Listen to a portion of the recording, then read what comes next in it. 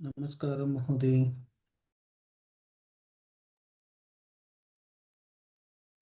నమస్తే అండి. సర్వేభ్యో నమో నమః. స్వాగతం. నమస్కారం మహోదయ్. నమస్తే అండి. శుభ మధ్యాహ్నం మహోదయ. మధ్యాహ్నం. నమస్కారం మహోదయ. నమస్తే. ప్రథమం ప్రార్థనాం కుర్మః. వాగర్థావివ సంపృక్తౌ వాగర్థ ప్రతిపత్తయే జగతః పితరౌ వందే పార్వతీ పరమేశ్వరౌ.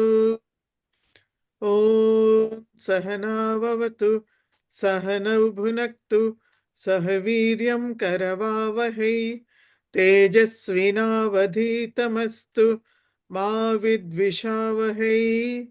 ఓం శాంతి శాంతి శాంతి. ఏనాక్షర సమామ్నాయమధిగమ్య మహేశ్వరాత్ కృత్స్నం వ్యాకరణం ప్రోక్తం తస్మై పాణినయే నమః. వాక్యకారం వరరుచిం భాష్యకారం పతంజలిం పాణినిం సూత్రకారం చ ప్రణతోస్మి మునిత్రయం.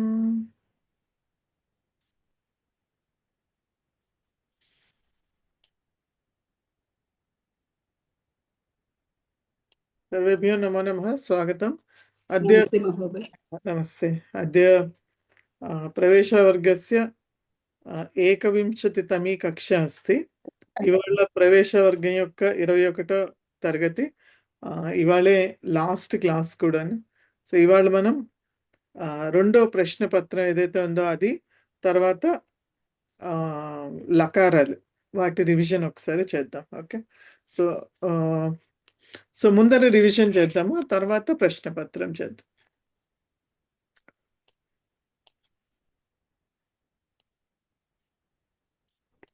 మేడం భవతి భవాన టేబుల్ కూడా చెప్తా అన్నారు కదా, పరస్మైపది వర్తమాని లట్ ప్రకారం. అదేనండి, దానికే వస్తున్నాం. మేడం ఇంకా కొంచెం ఒకసారి 10th చాప్టర్ లో యత్ తత్ ఏవైతే ఉన్నాయో కొంచెం కన్ఫ్యూజ్ అవుతుందండి, అర్థం కావట్లేదు. అంటే ఎలాంటి సందర్భంలో అవి యూజ్ చెయ్యాలి అనేది అర్థం కావటం లేదు. ఓకే, సరే. ఓకే, ఇంకెవరికైనా ఏదైనా డౌట్స్ ఉన్నాయా? ఓకే. సో కిందటి పాఠంలో మనం అన్ని కిందటి తరగతిలో మనం విభక్తులు అన్నీ కూడా ప్రథమ విభక్తి, సంబోధన, తర్వాత ద్వితీయ, తృతీయ, చతుర్థి, పంచమి, షష్ఠి, సప్తమి, ఆ విభక్తులు ఎప్పుడెప్పుడు ఎలాంటి కండిషన్స్ తోటి వాటిని వాడాలి అని చూసాము. యాక్చువల్ లాస్ట్ టైం కొన్ని స్లైడ్స్ నేను మర్చిపోయాను చివరిలో. సో ప్రథమ విభక్తి కర్తగా తీసుకున్నప్పుడు రామః అని వస్తుంది, రామః గచ్చతి. ద్వితీయ విభక్తి రామం అని తీసుకుంటే అది కర్మ, సీతా రామం వదతి. తృతీయ విభక్తి సాధనం, అది రామేణ రావణః హతః. చతుర్థి విభక్తి కోసము, ఫార్ అని అర్థము, సీతా రామాయ పుష్పం సమర్పయతి. పంచమి విభక్తి సెపరేషన్, అంటే ఒకదాని నుంచి ఒకటి విడిపోడు, సీతా రామాత్ పుస్తకం స్వీకరోతి. సో ఇక్కడ విడిపోవడం అన్నది ఎక్కడ వచ్చిందంటే రాముడి దగ్గర నుంచి, అంటే రాముడి దగ్గర ఉన్నటువంటి పుస్తకము సీత తీసుకున్నది కాబట్టి ఉన్నది తీసేసుకుంది కాబట్టి అక్కడ వేరైనట్టు లెక్క. అలాగే షష్ఠీ విభక్తి వచ్చి సంబంధం, బిలాంగింగ్నెస్. రామస్య ఒక నిమిషం అండి. ఓకే, రామస్య పత్ని సీత. సో రాముని యొక్క పత్ని ఎవరైతే ఉందో ఆమె సీత. అలాగే సప్తమి విభక్తి ఇన్ ఆన్, అంటే లోపల కానీ మీద కానీ అని చెప్పాలి అన్నప్పుడు ఏ వస్తువుకైనా దేనికైనా సరే అప్పుడు సప్తమి విభక్తి వాడాలి. రామే ధైర్యం అస్తి, రాముడిలో ధైర్యం ఉంది అని చెప్తాం. తర్వాత నెక్స్ట్ ఇవి కొన్ని శ్లోకాలు. వీటిల్లో మనము ఇవి అందరికీ మనకి సుపరిచయమైనవే, కానీ వీటిలో ఏమేంటి విభక్తులు ఉన్నాయి అని చూస్తే కనుక, సో మొదటి శ్లోకం గురుర్ బ్రహ్మ గురుర్ విష్ణు గురుర్ దేవో మహేశ్వర గురు సాక్షాత్ పరం బ్రహ్మ తస్మై శ్రీ గురవే నమః. సో విడతీస్తే కనుక ఇది గురుహు బ్రహ్మ, గురుహు విష్ణు, గురుహు దేవః మహేశ్వర, గురుః సాక్షాత్ పరం బ్రహ్మ తస్మై శ్రీ గురవే నమః. సో ఇక్కడ మనం ప్రథమ విభక్తి అండ్ చతుర్థి విభక్తి రెండు కూడా చూడొచ్చు.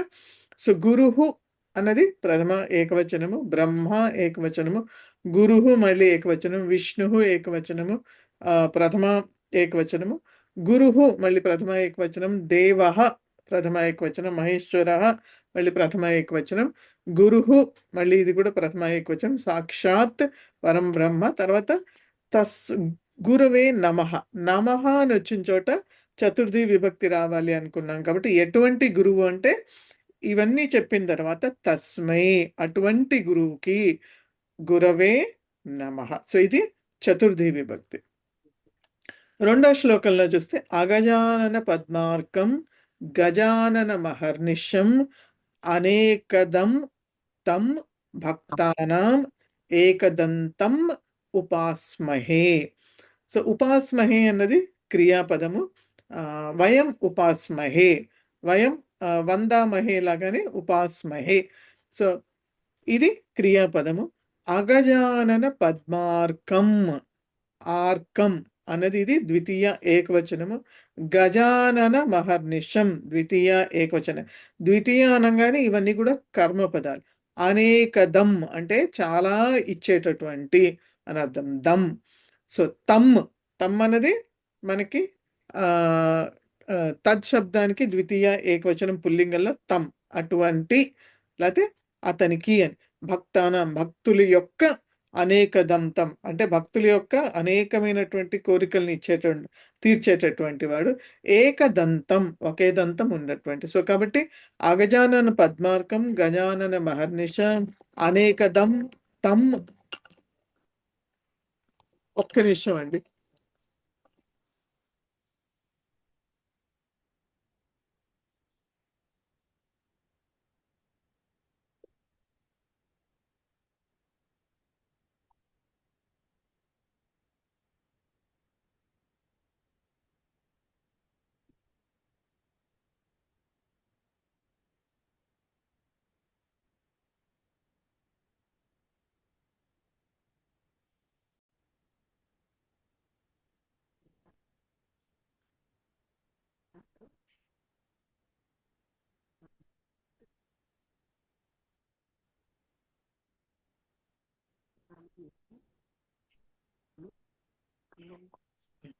క్షమ్యతాం.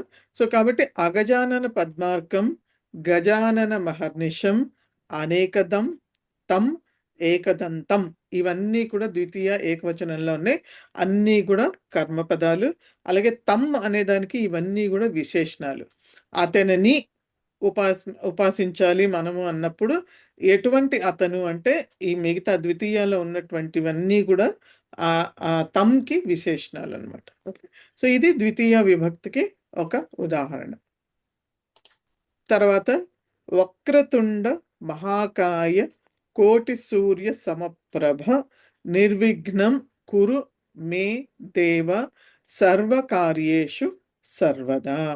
సో ఇక్కడ ఎక్కువగా చూస్తే కనుక మనకి వక్రతుండ, వక్రతుండ అంటే లేకపోతే మహాకాయ కోటి సూర్య సమప్రభం అంటే ఇవన్నీ కూడా సంబోధన ఏకవచనంలో ఉన్నాయి. సో రామః, రామ శబ్దానికి ప్రథమ ఏకవచనం రామః అయితే దానికి సంబోధన ఏంటి?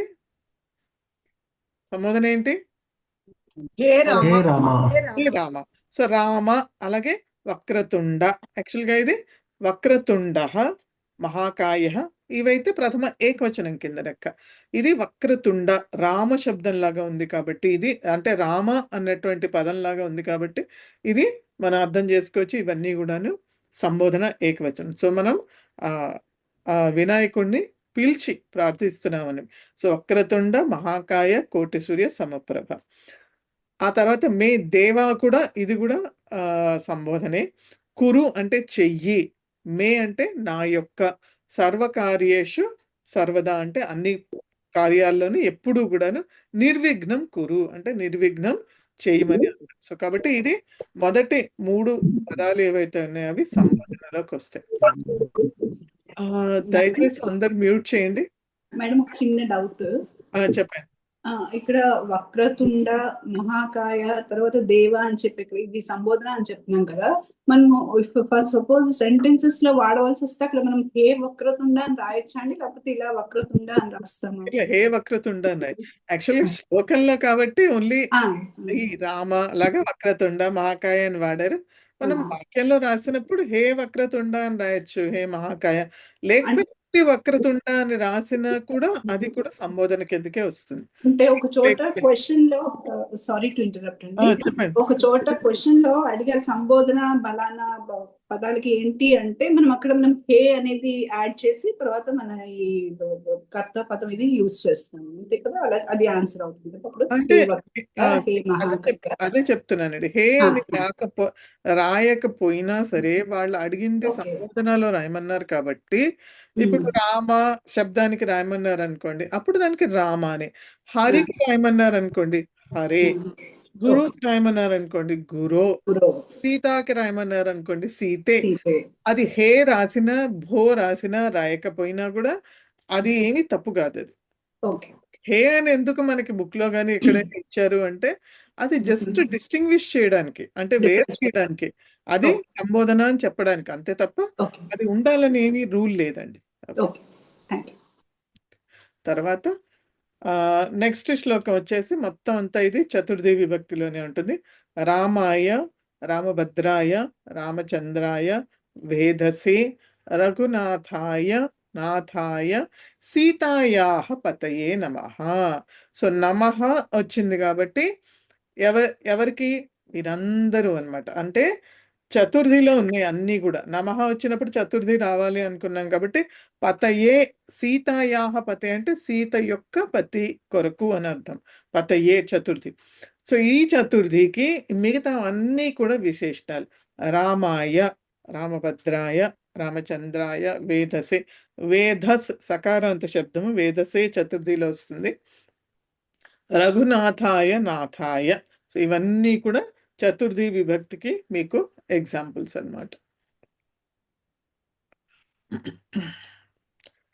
తర్వాత ఈ శ్లోకంలో మొత్తం అన్ని 7 విభక్తులు తర్వాత సంబోధన కూడా ఉన్నాయండి. ఈ మొత్తం గనక చూస్తే ఒక్కసారి చూద్దాం.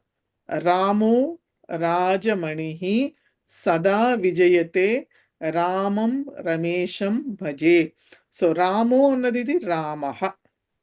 ఇది విసర్గ యొక్క సంధి జరిగింది కాబట్టి రామో అయింది. లేకపోతే ఇది రామః రాజమణిః. ఈ రెండు కూడా ప్రథమ ఏకవచనంలో ఉన్నాయి. రామం రమేశం ఈ రెండు ద్వితీయ ఏకవచనంలో ఉన్నాయి. రామేణ అభిహత, రామేణ తృతీయలో ఉంది. ఆ తర్వాత నిశాచర చము రామాయ తస్మై నమః. నమః వచ్చింది కాబట్టి తస్మై అండ్ రామాయ చతుర్థి అయిపోయింది. తర్వాత రామాత్ నాస్తి పరాయణం. రామాత్ అంటే పంచమి. తర్వాత రామస్య దాసోస్మ్యహం అంటే దాసః అస్మి అహం అని అర్థం. ఇక్కడ ఇది సంధి విడచేస్తే కనుక సో రామస్య దాసః అస్మి అహం. ఇది రామస్య అన్నది షష్ఠి ఏకవచనం. రామే చిత్తలయః, రామే సప్తమి, సదా భవతు మే భో రామ. ఇక్కడ భో రామ అని వాడారు సంబోధన కాబట్టి మాం ఉద్ధర, నన్ను ఉద్ధరించు అని చెప్తున్నాడు. కాబట్టి ఇది ఈ శ్లోకంలో మొత్తం 7 విభక్తులు తర్వాత సంబోధన విభక్తి కూడా అన్ని కలిసి దీంట్లో వచ్చింది. మహోదయ ఇవి గ్రూప్ లో పెడతారా అండి? పెడతానండి. ఓకే.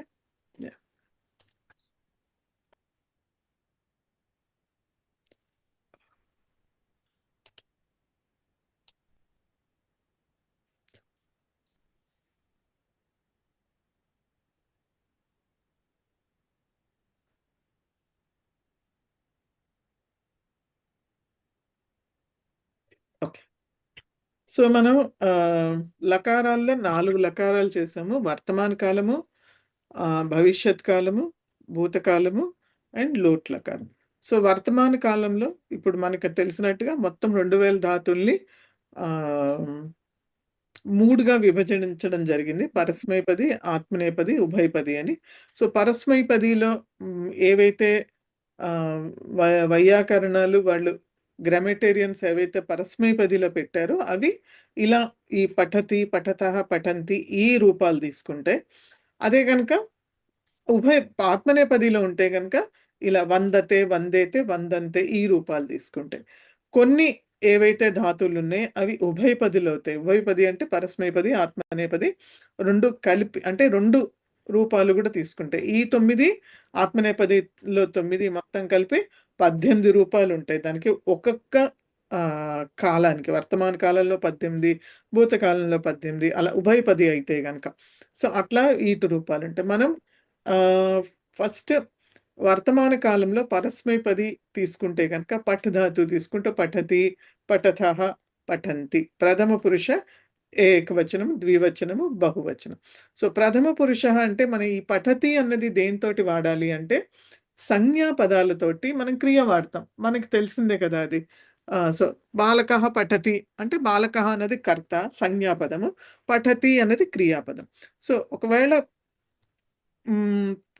సంజ్ఞాపదం గనుక బాలకః, ఛాత్రః, పురుషః, మహిళ లేతే రామః, సీత ఇలా ఏదైనా అయితే కనుక అప్పుడు ప్రథమ పురుషులోనివి వాడతాము. బాలకః పఠతి. అదే ద్వివచనం బాలకౌ పఠతః, బాలకాః పఠంతి అని. అదే మధ్యమ పురుషులో అంటే మనము ఓన్లీ మనకి 3 ఉన్నాయి. త్వం, యువాం, యూయం. యూయం. కాబట్టి ఇవి ఈ 3 ఉన్నాయి. ఇవి సర్వనామ శబ్దము. మనం త్రిలింగకం ఆల్రెడీ చూసాం మనము. యుష్మత్ శబ్దానికి ప్రథమ ఏకవచనము. ఇది త్వం, యువాం, యూయం. సో, త్వం అని మనం వాడినప్పుడు త్వం అంటే నువ్వు అని. సో, త్వం పఠసి. యువాం అంటే మీరిద్దరు. సో, యువాం పఠతః. యూయం అంటే మీరందరూ. కాబట్టి యూయం పఠత. ఆ తర్వాత ఉత్తమ పురుషులో పఠామి, పఠావః, పఠామః. సో, ఇవి ఎప్పుడు వాడతాము అంటే మనము మనకి సంజ్ఞాపదాలు లేకపోతే సర్వనామ శబ్దాలు అహం, ఆవాం, వయం అయినప్పుడు. అంటే అస్మత్ శబ్దానికి ప్రథమ ఏకవచనం తీసుకుంటే ప్రథమ విభక్తిలో ఏకవచనం, ద్వివచనం, బహువచనం తీసుకుంటే కనుక వాటితోటి ఇవి వాడతా. అహం పఠామి, ఆవాం పఠావః, వయం పఠామః అని. సో, అలాగే భవాన్, భవతి అని వచ్చినప్పుడు అప్పుడు ప్రథమ పురుషులో ఉన్నటువంటి ఏవైతే క్రియాపదాలు ఉన్నాయో అవి వాడతాము. భవాన్ అంటే కూడా నువ్వు అనే అర్థము. భవతి అన్న నువ్వే. సో, భవాన్ పుల్లింగంలో వస్తుంది. భవతి అన్నది స్త్రీలింగంలో వస్తుంది. సో, భవాన్ అని వాడినా కూడా మనము మధ్యమ పురుషులో వాడము త్వంలాగా. సో, భవాన్ తోటి మనం భవాన్ పఠతి అనే వాడతాం. భవంతౌ పఠతః, భవంతః పఠంతి అని వాడతాం. భవతి అయితే భవతి పఠతి, భవత్యౌ పఠతః, భవత్యః పఠంతి అని వాడతాం. సో, కాబట్టి ఇది పరస్మైపది. ఆత్మనేపదిలో ఏవైతే ఆ విభాగంలో ఉన్నటువంటి ఏవైతే ధాతువులు ఉన్నాయో అవి ఇలా వస్తాయి. వందతే, వందేతే, వందంతే, వందసే, వందేథే, వందధ్వే, వందే, వందావహే, వందామహే అని. ఓకే.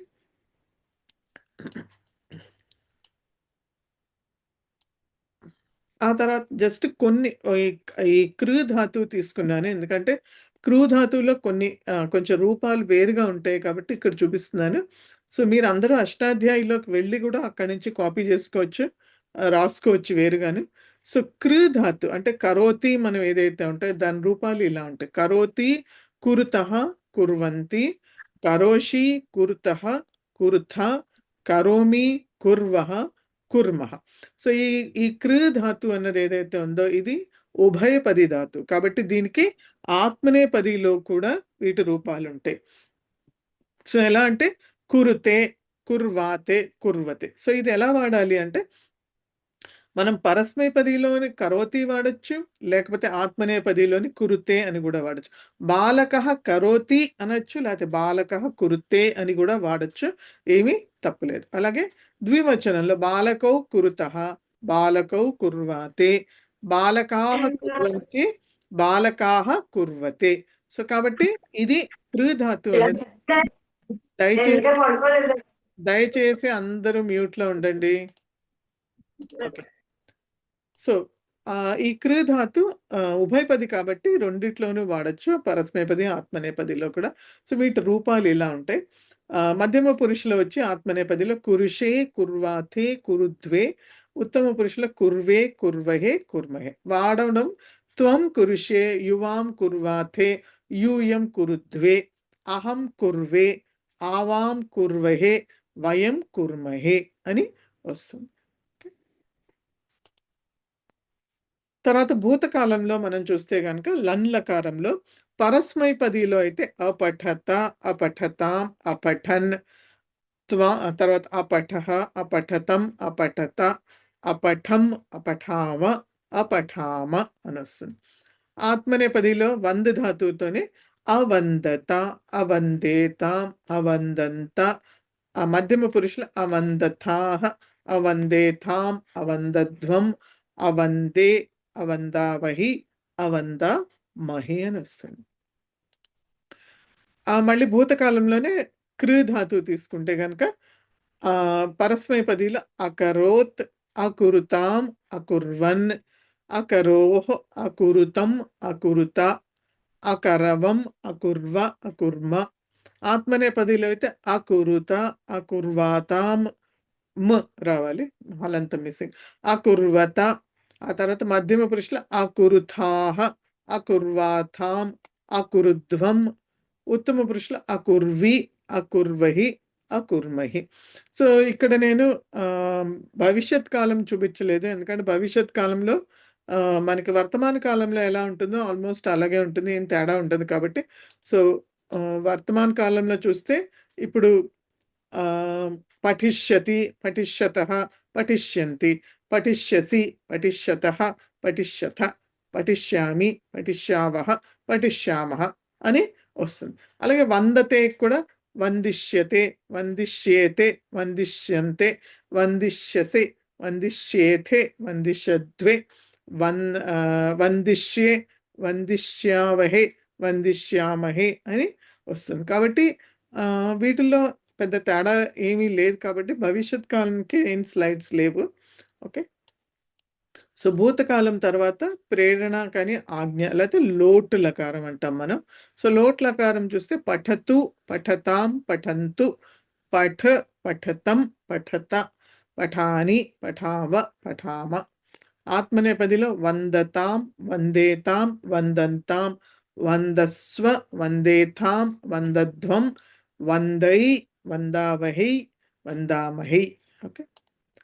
అలాగే క్రీ ధాతుకి తీసుకుంటే కనుక ఆజ్ఞా ప్రేరణలోనే కరోతు, కురుతాం, కుర్వంతు, కురు, కురుతం, కురుత. ఇందాక శ్లోకంలో వచ్చింది కదా నిర్విఘ్నం కురు. సో, అది ఈ కురు అన్నమాట. మధ్యమ పురుషుల లోట్లకారంలో ఏకవచనం కురు అని. సో, కురు, కురుతం, కురుత, కురుత. కరవాణి, కరవావ, కరవామ. ఆత్మనేపదిలో కురుతాం, కుర్వాతాం, కుర్వతాం, కురుష్వ, కుర్వాథాం, కురుధ్వం, కరవై, కరవావహి, కరవామహి. సో, కరవావహి ఎక్కడొచ్చింది మనకి? ఏ శ్లోకంలో వచ్చింది? ఇన్నాళ్ళుగా ఐ థింక్ మనం రోజు చదువుతున్నాం కదా. కరవావహై తేజస్వినావధీతమస్తు తేజస్వినావధీతమస్తు అక్కడ మా వచ్చింది. విద్విషావహై. మావిద్విషావహై అక్కడ వచ్చింది వహి, కరవావహి అన్నది. ఓకే. సో, మన ఇద్దరం అది యాక్చువల్గా ఆ శ్లోకం ఏంటంటే గురు శిష్యుల మధ్యలో ఉండేటటువంటి సంబంధం గురించినటువంటి ఒక శ్లోకం అది. సో, అక్కడ ఇద్దరు ఉన్నారు కాబట్టి కరవావహై అని వస్తుంది అక్కడ. ఓకే, ఉత్తమం. ఓకే. సో, అంతేనండి. సో, ఈ లకారం లకారాలు ఇవే 4. ఓకే. తర్వాత ఫస్ట్ 10th చాప్టర్లో అడిగారు కదా ఆవిడ యహ సహ అని. సో, అదొక్కసారి చెప్తాను యహ సహ అన్నది. సో, ఆ పేజ్ మీరు ఒక్క నిమిషం పేజ్ నెంబర్ చెప్తాను. 10వ పాఠంలో 218 218 218 218 అండి. సో, 218 పేజ్ నెంబర్ తీస్తే కనుక అక్కడ మీకు కాంబినేషన్ యత్ తత్ యహ సహ యా స. ఓకే, సో ఇది ఏంటి యత్ యద్ దకారాంత శబ్దం, యద్ శబ్దం, తద్ శబ్దం లాగానే ఇది కూడా దకారాంత యద్ శబ్దం. సో యద్ శబ్దంలో యత్ అన్నది నపుంసకలింగము, యహ అన్నది పుల్లింగము, యా అన్నది స్త్రీలింగం. సో దీని అర్థం ఏంటి? అర్థం ఏంటంటే యత్ కానీ యహ కానీ లేకపోతే యా కానీ ఇవి ఎప్పుడు వాడతాము అంటే మనం దేన్నైనా సూచిస్తున్నప్పుడు అది ఏదైతే అక్కడ ఉన్నదో, ఇప్పుడు తెలుగులో చెప్పామనుకోండి, అక్కడ ఏదైతే ఉందో అదే ఇక్కడ ఉన్నది. సో అక్కడ ఏదైతే ఏదైతే అని మనం చెప్తున్నామో ఆ ఏదైతే అన్న పదం ఏదైతే ఉందో దాన్ని మనం యత్తో కానీ యహతో కానీ యాతో కానీ మనం తెలియచెప్తున్నాం సంస్కృతంలో. సో అదే మీనింగ్ అండి. ఓకే, అది మీకు తెలుగులో అయితే మీకు లింగభేదం లేదు. అది ఏ వస్తువు అయితే అది పుల్లింగమైనా స్త్రీలింగమైనా ఏదైనా సరే అక్కడ ఏదైతే ఉందనే అదే చెప్తాం మనం. కానీ సంస్కృతంలోకి వచ్చేటప్పటికి లింగభేదం ఉంది కాబట్టి దాన్ని సూచించడానికి మనం అది పుల్లింగం అయితే పుల్లింగం వాడతాము యహ అని, స్త్రీలింగం అయితే యా అని వాడతాము, నపుంసక లింగం అయితే యత్ అని వాడతాం. కాబట్టి అది సూచిస్తున్నాం. యత్ పుస్తకం తత్ర అస్తి తత్ మమ పుస్తకం.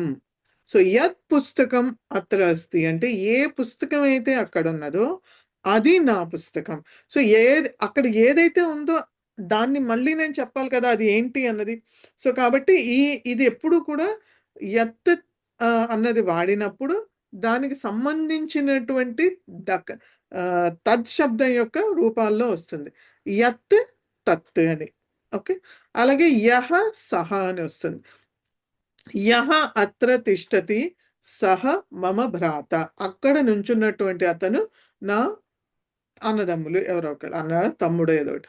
సో యహ అత్ర తిష్టతి ఎవరైతే అక్కడ నుంచున్నారో. సో మనం ఎవరిని సూచిస్తున్నాం? ఒక పుల్లింగ పదార్థాన్ని సూచిస్తున్నాం. అంటే అది వస్తువు అవ్వచ్చు, మనిషి అవ్వచ్చు, ఏదైనా ఒక పదార్థాన్ని చెప్తున్నాం. సో పుల్లింగం చెప్తున్నాం కాబట్టి యహ తత్ర తిష్టతి సహ. సో యహ చెప్పాం కాబట్టి మళ్ళీ అది ఏంటో చెప్పాలి కదా. కాబట్టి సహ మమ భ్రాత, అతను నా యొక్క అన్నదమ్ములు అని చెప్పాలన్నమాట. సో కాబట్టి యహ సహ. యా స స్త్రీలింగాన్ని చెప్తున్నప్పుడు సో అక్కడ యా బాలిక కక్షాయాం అస్తి సా మమ పుత్రి. సో యా బాలిక కక్షాయాం అస్తి, ఏ బాలిక అయితే తరగతిలో ఉన్నదో. సో ఏ బాలిక అని మనం చెప్తున్నాం కదా. సో బాలిక అన్నది స్త్రీలింగం కాబట్టి యా అని వాడతాం. యా బాలిక కక్షాయాం అస్తి సా మమ పుత్రి, ఆమె నా కూతురు అని చెప్పడం. సో కాబట్టి యా వాడాం కాబట్టి దానికి సంబంధించినటువంటి ఒక సర్వనామ శబ్దం మనం సా వాడాలి. కాబట్టి అది మనం సూచించాలి మళ్ళీ అది ఏంటి అన్నది. సో అది నా కూతురు అని చెప్తున్నాను. సో అందుకని ఈ కాంబినేషన్స్ మనం వాడతాం. ఈ రెండు కూడా ఎప్పుడు యత్ వాడితే తప్పకుండా తత్ తత్ కానీ దాని మిగతా అంటే విభక్తి రూపాలు దానికి సంబంధించినవి ఏవైతేనే అవి వాడాలి. యహ వాడితే సహ కానీ దానికి సంబంధించిన విభక్తి రూపాలు వాడాలి. యా వాడితే మళ్ళీ దానికి సంబంధించినటువంటి స్త్రీలింగంలో సాకి సంబంధించినటువంటి రూపాలు వాడాల్సి వస్తుంది. సో అదే ఇక్కడ చెప్పడం జరిగింది. సో వాక్యాలు చూస్తే కనుక యహ ద్వారే స్థితవాన్ సహ మమ అగ్రజ. యహ ద్వారే స్థితవాన్ ఎవరైతే ద్వారం దగ్గర నుంచుని ఉన్నారో సహ మమ అగ్రజ అతను నా యొక్క అగ్రజుడు అని చెప్తున్నాం. యా దీర్ఘవేణి సా మమ సఖీ గీత. ఎవరికైతే దీర్ఘవేణి అంటే పొడుగు జుట్టు ఉన్నదో పొడుగు జడ ఉన్నదో ఆమె సా మమ సఖి, ఆమె నా సఖి అని. యా ప్రార్థనాం గాయతి ఎవరైతే ప్రార్థనని పాడుతూ ఉన్నారో తస్యై పుష్పం దదాతు.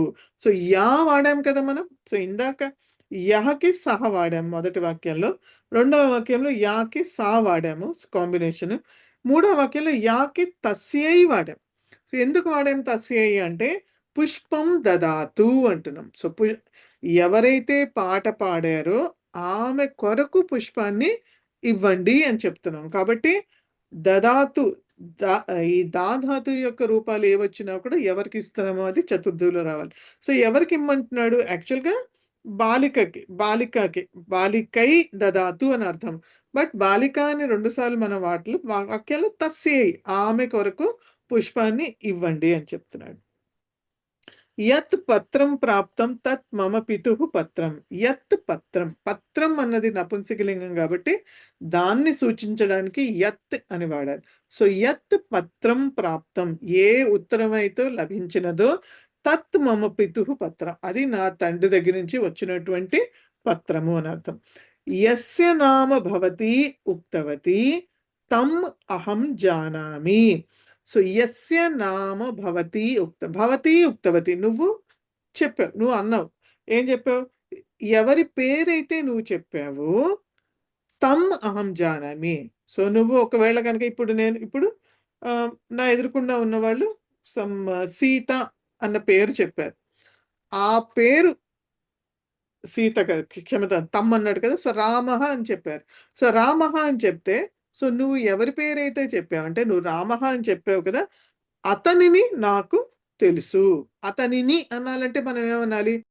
తమ్ అనాలి. అందుకనే మనం ఇక్కడ తమ్ అని వాడాం. సో యస్య అన్నది యత్ శబ్దానికి పుల్లింగంలో షష్ఠి ఏకవచనము, దానికి సంబంధించినటువంటిది తమ్ అన్నది వాడాము మనము. తద్ శబ్దంలో ద్వితీయ ఏకవచనం వాడాం. యాం శాటికాం భవాన్ ఆనయతి తాం అహం ఇచ్చామి ఏవ. సో శాటికాం అన్నది ద్వితీయ, స్త్రీలింగంలో ద్వితీయ ఏకవచనం. శాటికాం కాబట్టి దాన్ని సూచించాలంటే మనము స్త్రీలింగంలో ద్వితీయ ఏకవచనం వాడాలి. కాబట్టి యాం, ఎలా అయితే తాం ఉన్నదో అలాగే యాం. సో యాం శాటికాం భవాన్ ఆనయతి, నువ్వు ఏ చీరనైతే తీసుకొచ్చావో తాం అహం ఇచ్చామి, దానినే నేను నచ్చుకున్నాను అని అర్థం. యస్మిన్ భక్తి అస్తి తం ఏవ ధ్యాయతు. సో భక్తి అన్నది ఒక పాజిటివ్ ఫీలింగ్, సకారాత్మకమైనటువంటి ఒక అభిప్రాయము. సో దానిని అది ఎవరిలో ఉందో అది మనం సప్తమి చెప్పాలి. సో యస్మిన్ భక్తి అస్తి, ఎవరిలో అయితే భక్తి ఉన్నదో తం ఏవ ధ్యాయతు, నువ్వు అతనినే ధ్యానించు అని. సో యయా సహ గతవతి ఆసాం తస్యాహ పుస్తకం ఏతత్. సో యయా సహ గతవతి, సహ వచ్చినప్పుడు తృతీయ రావాలి మనకి, అది ఎక్కడైనా సరే. సో యయా అన్నది యద్ శబ్దానికి స్త్రీలింగంలో యయా అన్నది తృతీయ ఏకవచనం. సో యయా సహ గతవతి, ఎవరితో అయితే నువ్వు వెళ్ళావో తస్యాహ పుస్తకం ఏతత్, ఆమె యొక్క పుస్తకమే ఇది. సో ఇక్కడ యయా అండ్ తస్యాహ అక్కడ కాంబినేషన్. ఏన గీతం గీయతే తం జనాః సత్కుర్వంతి, ఎవరి చేత అయితే పాట పాడబడిందో తమ్, అతనిని జనాలు సత్కరించారు. సో ఏన తమ్ అన్నది కాంబినేషన్. భవాన్ యత్ స్మరతి తత్ అహం వదామి. సో నువ్వు దేనినైతే నువ్వు స్మరిస్తావో అది నేను చెప్తాను. దేనిని స్మరించడం? అది ఏదైనా కావచ్చు, ఒక వాక్యం అవ్వచ్చు, ఒక పదం అవ్వచ్చు, లేకపోతే ఒక స్మృతి అవ్వచ్చు, ఏదైనా అవ్వచ్చు. సో యత్ స్మరతి తత్ అహం వదామి, దేన్నైతే స్మరిస్తావో అది నేను చెప్తాను అని. ఓకే,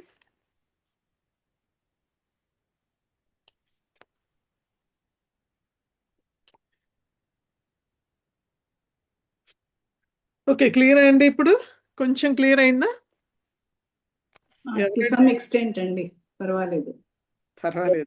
ఆన్ ప్రాక్టీస్ అంటే ఇంకా కొంచెం బాగా అర్థం చేసుకోవాలి. అది ఎగ్జాంపుల్స్ అవి చూసుకొని ఎక్సర్సైజ్ చేశాక maybe will be cleared of the doubts. సరే, ఓకేనండి. Okay, thank you sir. Okay.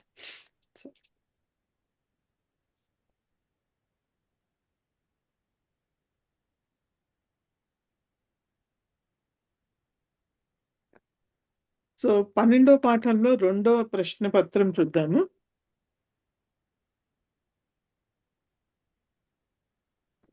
Madam భవాన్ భవతి ఇది కూడా టేబుల్ గుర్తుంచుకోవాల్సి వస్తుందా అండి? గుర్తుంచుకోవాలండి, నేను గ్రూప్ లో పెట్టేట్టున్నాను ఒకసారి. భవతి ఈజీనండి, భవతి అది గౌరీ శబ్దం లాగానే. గౌరీ మేడం ఇది నువ్వు అనే ప్లేస్ లో మనం యూజ్ చేస్తామా అండి భవాన్ భవతి ఇవి రెండు కూడా? అవునండి, రెండు కూడా. అంటే ఓ, మనం రెగ్యులర్ గా యూస్ చేసేది సహా సా అనేది ఏదైతే యూస్ చేసి దాని బదులు యూస్ చేయడానికి అవకాశం ఉంటుందా? సహా అంటే అతను అని అండి అర్థం. ఆ, ఆ, ఆ. భవాన్ అంటే నువ్వు. నీకు ఆ, అతనికి తేడా ఉంది కదా! ఆ, లేకపోతే ఆ. నీకు ఆమెకి తేడా ఉంది కదా! సాకి, భవతికి తేడా ఉంది కదండి. సా అవునవును. ఆమె అని. ఆ, ఆ. భవతి అంటే నువ్వు డైరెక్ట్‌గా త్వం. ఎదురుపడి చెప్పడం. ఓకే. త్వం. త్వం ఎలాగో అలాగే భవాన్, భవతి అంతేనండి. అంటే 2 మన మీనింగ్ ఎదు- తేడా లేదు. మన చెప్పండి. ఎదురుగా ఉండి మనం కాన్వర్సేషన్ చేయవలసి వస్తే అలాంటి పరిస్థితిలో మనం భవాన్ భవతి యూస్ చేస్తాం. అవునండి. కరెక్ట్. ఓకే, ఓకే, త్వంకి బదులుగా భవాన్, భవతి వాడొచ్చు. ఓకే. కాకపోతే త్వం తోటి మధ్యమ పురుష క్రియాపదాలే వస్తాయి. ఆ, భవాన్, భవతి తోటి ప్రథమ పురుష ప్రథమ పురుష. పదాలు వస్తాయి. అదొక్కటే తేడా. అది గుర్తుపెట్టుకోవాలి. Okay, okay. అంటే కొంచెం రెస్పెక్ట్, సారీ మేడం. చెప్పండి చాలు. అంటే కొంచెం రెస్పెక్ట్ గా చెప్పాలి అంటే భవాన్ భవతి వాడతామా అండి? అలా ఏం లేదండి. యాక్చువల్‌గా అంటే ఆహ్, మామూలుగా మన కావ్యాల్లో కానీ వాటిల్లో వేటిల్లో చూసినా కూడాను భవాన్‌కి, త్వంకి ఇలాంటి భేదం ఏమీ లేదండి. రెస్పెక్ట్ అయితే ఒకలాగా, రెస్పెక్ట్ కాకపోతే వేరేలాగా వాడడం త్వం, భవాన్ అన్నది అట్లా ఏం లేదండి. త్వం అయినా, భవాన్ అయినా 2 కూడా ఒకే విధంగా, ఒకే భావంతోటి వాడడం జరుగుతుంది. కాకపోతే ఇప్పుడు ఏమైందంటే, ఇప్పుడు సంభాషణ పరంగా తీసుకుంటే గనక త్వం బదులు ఎక్కువగా భవానే వాడుతున్నారు. అది కొంచెం రెస్పెక్ట్ మీరన్నట్టుగా రెస్పెక్ట్ ఇచ్చి మాట్లాడినట్టుగా అని భవాన్ అని వాడుతున్నారు. కానీ యాక్చువల్‌గా అయితే సంస్కృతంలో ఎక్కడా కూడా ఇలాంటి భేదం ఉంది అని ఎక్కడా లేదండి. ఓకే. ఓకే. యాహ్! అంటే నేను చెప్పేది only from the point of అంటే మామూలు భాష దృష్ట్యా ఎటువంటి భేదము లేదు దానికి. ఓన్లీ దీని దగ్గర క్రియాపదం దగ్గర మాత్రం భవాన్ వాడినప్పుడు మనం ప్రథమ పురుష ఏకవచనం వాడతాము. ఇది వాడినప్పుడు ద్వితీయ. గౌరవం లేకపోవడం అన్నది ఈ పదాలలో ఏమీ సూచించదండి అది. అది త్వం అయినా, భవాన్ అయినా, భవతి అయినా సమానమైనటువంటి అర్థము, సమానమైనటువంటి అభిప్రాయం గూడాను. ఓకే. సో, దానిలో ఎటువంటి తేడా లేదు. Thank you. యాహ్!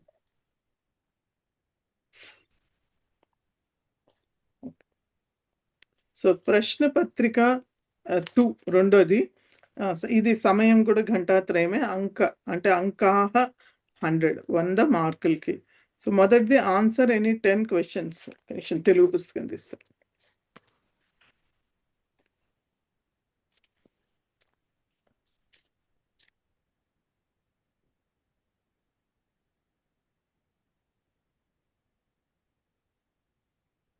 సో, ఏదైనా 10 ప్రశ్నలకు సంస్కృతంలో సమాధానాలివ్వండి. సో, ఇది కూడా ఈ ప్రశ్నలు లాస్ట్ టైమ్ చెప్పినట్టు మొదటి ప్రశ్న పత్రంలో ఎలా ఉందో అలాగే ఈ ప్రశ్నలు ఎక్కడి నుంచైనా రావచ్చు. కథలోంచి రావచ్చు, సుభాషితాల్లోంచి రావచ్చు, దేంట్లోంచైనా రావచ్చు ఇవి.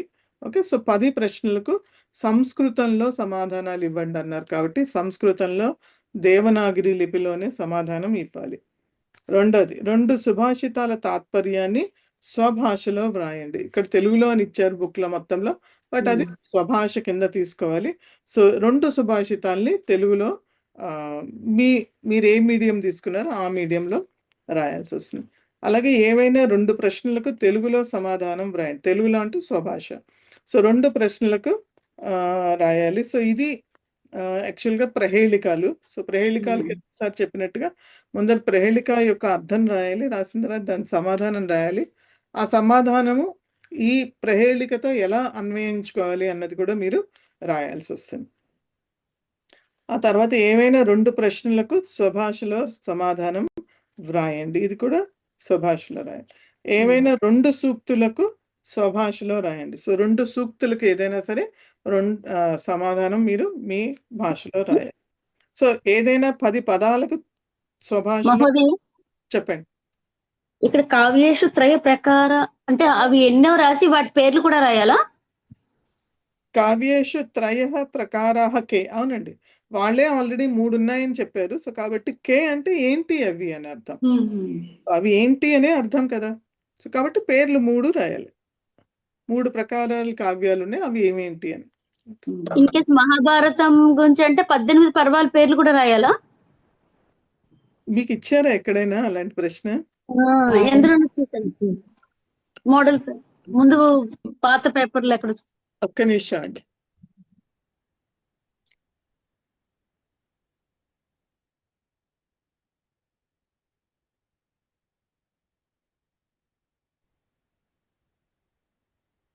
ఇప్పుడు గురువుగారు కవర్ చేస్తున్న ప్రశ్నపత్రం అయిన తర్వాత డౌట్లు అడుగుదామా? లేకపోతే ముందుకు పోలేము. వాళ్ళు చెప్పాలనుకుని చెప్పనివ్వండి, దాని తర్వాత అడుగుదాం.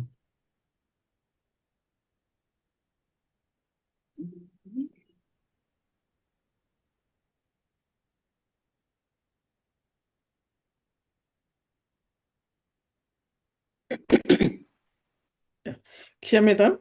సో మహాభారతం లో ఎన్ని పర్వాలు ఉన్నాయని అడగచ్చు, కానీ ఏ పేర్లని అడగరండి. అంత ఎలాబొరేట్‌లో మనకి బుక్‌లో కూడా లేదు అసలు అన్ని పర్వాలు ఇచ్చారని.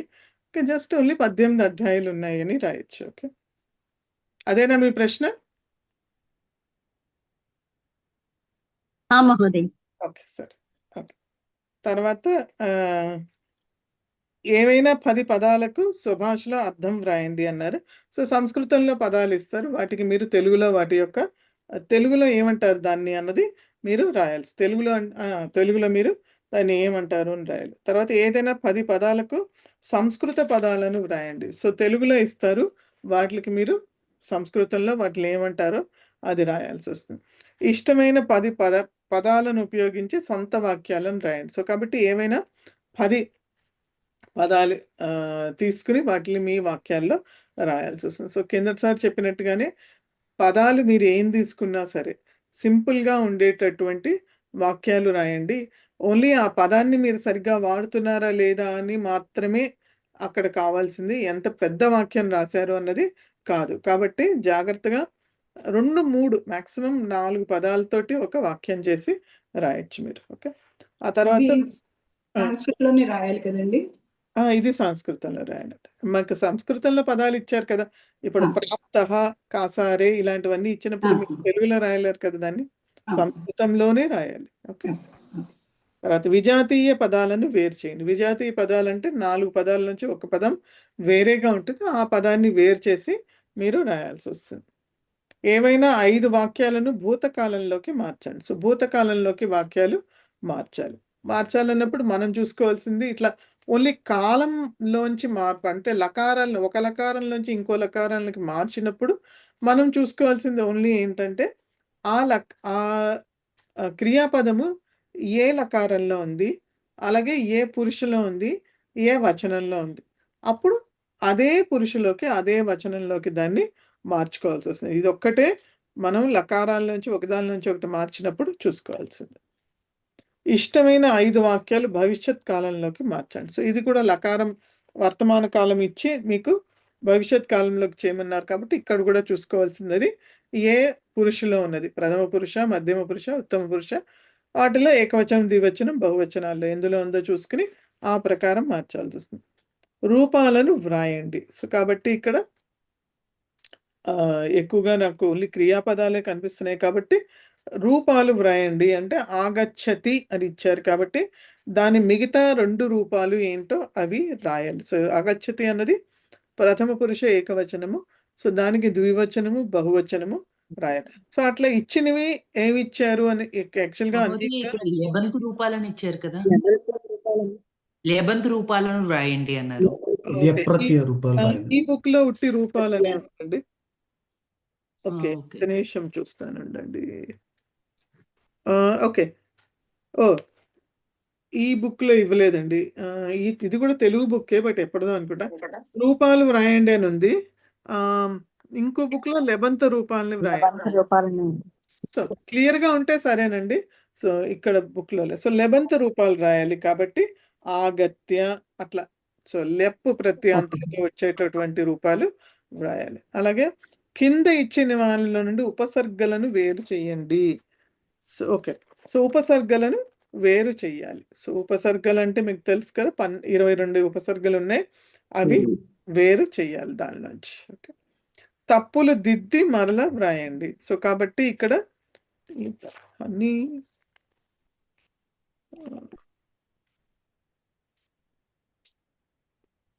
సో తప్పులు దిద్ది మరలా వ్రాయండి అన్నారు. కాబట్టి అక్కడ ఎక్కడ తప్పు ఉందో చూసుకోండి. మెయిన్లీ క్రియాపదాలనే మార్చాలి మీరు. సర్వనామ శబ్దాలు మార్చాల్సిన అవసరం లేదు. క్రియాపదంలో తప్పు ఉంటుంది కాబట్టి అది మీరు మార్చి వ్రాయాలి. ఇతర వచనాలతో ఖాళీలను పూర్తి చేయండి. సో ఇక్కడ ఇతర వచనాలు లేఖనీం అన్నది ద్వితీయ ఏకవచనము. అప్పుడు దాని ద్వితీయ ద్వివచనము బహువచనము రాయాల్సి వస్తుంది. అట్లా మీరు చూసుకుని ఇప్పుడు గృహేషు అని ఇచ్చారు. గృహేషు అంటే సప్తమి బహువచనము. సో దానికి సప్తమి ఏకవచనము ద్వివచనము 2 రాయాలి. తర్వాత సంస్కృతంలోకి అనువదించండి అంటే సంస్కృతంలోకి దాన్ని ట్రాన్స్లేట్ చేయాలి. సో ట్రాన్స్లేట్ చేయాల్సినప్పుడు మీరు చూసుకోవాల్సింది కర్త వచనం ఏంటి, అలాగే దానికి సంబంధించినటువంటి క్రియ, దాన్ని కూడా చూసుకోండి. ఆ క్రియ అన్నది ఎందులో ఉంది, ఏ లకారంలో ఉంది, అది కూడా దృష్టిలో పెట్టుకొని దాని ప్రకారం దాన్ని మార్చండి. తర్వాత తెలుగులోకి అనువదించండి. తెలుగులోకి అంటే మీ స్వభాషలోకి అనువదించండి. సో పైనది సంస్కృతంలోకి అనువదించండి అన్నది సంస్కృతంలో అంటే సంస్కృత లిపిలో కూడా అనే అర్థము. సో దేవనాగరి లిపిలోకి మార్చాలి దాన్ని. తెలుగులోకి అనువదించండి అంటే సంస్కృతంలో వాక్యాలు ఇస్తారు, వాటిని మీరు తెలుగులోకి మీ స్వభాషలోకి మార్చాలి. ఎవరు ఎవరికి ఎప్పుడు చెప్పారు అని ఉంటే కనుక ఈ సందర్భ సహిత వాక్యాలు. సో కిందటిసారి చెప్పినట్టుగా మార్కుల్ని బట్టి 3 మార్కులు ఉంటే కొంచెం ఎక్కువ రాయాల్సి వస్తుంది. అదే 1 మార్కుకి అయితే ఎవరు ఎవరితో చెప్పారు అని వాళ్ళు అడిగిన ప్రశ్న ప్రకారము ఫలానా వాళ్ళు ఫలానా వాళ్ళతో చెప్పారు, అంతే ఆన్సర్. ఓకే, అది కాకుండా ఎక్కువ రాయాల్సిన అవసరం లేదు. తెలుగులో వివరించండి. సో కింద ఇచ్చినవి తెలుగులో వివరించండి. నా జానామి ఇది శివ నా బ్రూయాత్. మహోదయ అది సాంస్క్రిట్ లో రాయాలా తెలుగులోనా? తెలుగులోనే రాయాలండి. అవి కూడా తెలుగులోనే రాయాలి. ఎవరు ఎవరికి చెప్పారు అన్నారు కదా, సో అది తెలుగులోనే రాయాలి. అక్కడ మీకు ఇచ్చినటువంటి ఏదైతే ఇన్స్ట్రక్షన్ ఉందో అది క్లియర్గానే ఉంటుందండి. సో కాబట్టి దాని ప్రకారమే రాయాలి. ఇది పాత పుస్తకాలు కాబట్టి మేబీ ఇంకా వీటిల్లో అవన్నీ ఏం మార్చలేదు. బట్ ప్రశ్నపత్రంలో మాత్రం ఇప్పుడు కొంచెం జాగ్రత్తగా అవన్నీ చూసే మీకు ఇవ్వడం జరుగుతుంది, మారుతుంది. ఇప్పుడు ఇది ఏ స్టోరీ నుంచి తీసుకున్నారని కూడా రాయాలనా? ఎక్కడ ఏ కథ నుంచి తీసుకున్నారు అని? సో అదే చెప్పాను. మమ శరీరే అది ఉంది కదా, అదే లాస్ట్ దే థర్డ్ వన్ చివరిదే అండి. మమ శరీరే శక్తి నాస్తి, అది ఏ కథ నుంచి తీసుకున్నారు అది కూడా రాయాలా? అంటే యాక్చువల్గా అదే చెప్పానండి. ఇది ఇక్కడ ఇచ్చింది 8 మార్కులకి ఇచ్చారండి. సో 2 మార్కులకి ఒక్కొక్కటి కాబట్టి రాయొచ్చు. 1 మార్క్ అయితే మీరు ఎవరెవరితో అన్నారు అని రాస్తే చాలు. 2 మార్కులు కాబట్టి ఇది ఏ కథలోంచి తీసుకోబడింది, ఎవరితో అన్నారు, కొంచెం దాని సందర్భం కూడా రాయొచ్చు. తెలుగులో రాయాలి మీ స్వభాషలో. ఓకే గురుగారు, చెప్పండి. దీంట్లో ఏవైనా 5 వాక్యాలను భూతకాలంలోకి మార్చండి అంటే లకారం మాత్రమే మార్చాలి, తవతో ప్రత్యయం రాయకూడదు. అవును, తవతో ప్రత్యయం రాయకూడదు. ఎందుకంటే భూతకాలం మనం దాంట్లో కూడా రాయొచ్చు, కానీ దాంట్లో రాస్తే మార్కులు ఇవ్వము అని చెప్పారు. అవును, కరెక్ట్. సో ఐ థింక్ ఇది ఒకసారి క్లాస్లో ఎవరో అడిగితే చెప్పినట్టున్నాను. సో మనకి మీకు లకారం ఏమి ఇచ్చారు, భూతకాలంలోకి మార్చమన్నారు కదా. ఏవైనా 5 వాక్యాలని భూతకాలంలోకి మార్చండి అని. సో భూతకాలంలోకి మార్చమంటే అపఠత్ అలాగే రాయాలి అంతే.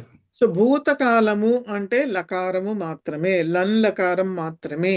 అపఠత్ అపఠన్ అవి మాత్రమే. మనం పఠితవాన్ పఠితవతి భూతకాలం లాగా వాడతాం, బట్ అవి లకారాలు కాదు కాబట్టి వాక్యంలోకి మార్చకూడదు. అర్థం సమానమే, తప్పు వాక్యం కూడా తప్పు కాదు, కానీ వాళ్ళు అడిగింది ఏంటి, పరీక్షాపరంగా చూస్తే కనుక వాళ్ళు అడిగింది మిమ్మల్ని భూతకాలంలోకి మార్చమన్నారు కదా. తవతు ప్రత్యంత వాడి మార్చమని చెప్పలేదు. ఇన్స్ట్రక్షన్ క్లియర్గా ఉంటుంది. తవతు ప్రత్యంత వాడి మార్చమన్నారు, లేదు ఉట్టి భూతకాలంలోకి మార్చమన్నారు అంటే రెండిటికి తేడా ఉంది. భూతకాలంలోకి అంటే లకారం మాత్రమే వాడాలి, లకారమే. అదే తవతు ప్రత్యంత వాడి మార్చమంటే అప్పుడు మీరు తవతు పఠితవాన్ పఠితవతి అవి పెట్టి మార్చచ్చు. ఓకే, అంటే మేడం ఇందులో ఇప్పుడు ఛాత్ర గ్రంథాన్ పఠతి అంటే ఛాత్ర గ్రంథాన్ అపఠతి అపఠత అపఠంతి, అదే కదా. అపఠతి అంటే అపఠత్ ఓకే. ఆహా. హ్మ్. కదా! అపఠత్ అపట రావాలి. అపటతః అపటంతః. కాదండి. అపఠతాం, అపఠన్. ఓకే. సో, మీరు ఆ టేబుల్ క్లియర్‌గా కొంచెం నేర్చుకోవాలి. ఓకే. పఠతి, పఠతః, పఠంతి అవి వర్తమాన కాలం. వర్తమాన కాలం. అలా ఉండదు మీకు. భూతకాలం మారుతుంది కదా! ఆహా. రూపాలు మారుతాయి. ఇందాక మీకు చదివి వినిపించాను కదా! సో, రూపాలు మారుతాయి కదా! సో, అది పేరు చూసుకోవాలి. ఈ ఓకే. టేబుల్స్ అన్నీ మీరు నేను లాస్ట్ టైమ్ కూడా చెప్పాను. ఒక పేజ్‌లో చెప్పారు. రాసుకోండి. పరస్మైపది, ఆత్మనేపది 4 కదా ఉన్నాయి. చేస్తున్నాం మేడం. ఓకే. రాసి దాన్ని రోజు చదివితే మీకు బై హార్ట్ వచ్చేస్తాయి. ఓకే. మేడం 2 రాయాలా? ఏంటి వర్తమాన కాలం, సారీ, ప్రథమా విభక్తి, సారీ, అపటత్, అపటత, భవిష్యత్. లేదు. లేదండి. ఒకటి రాస్తే చాలు కదా, క్రియాపదం ఒకటి మారిస్తే చాలు కదా. ఒకటి రాస్తే చాలు కదా! అది ప్రశ్న కూడా కరెక్ట్ కాదండి. ఛాత్రః అంటే మీరు ఒకటే రాస్తారు. ఛాత్రః అపఠత్. ఛాత్రాః అపఠన్ అని ఇప్పుడు కర్త ఏకవచనంలో ఉంటే క్రియాపదం ఏకవచనంలోనే ఉంటుంది. కర్త బహువచనంలో ఉంటే అప్పుడే క్రియాపదం కూడా బహువచనంలో ఉంటుంది.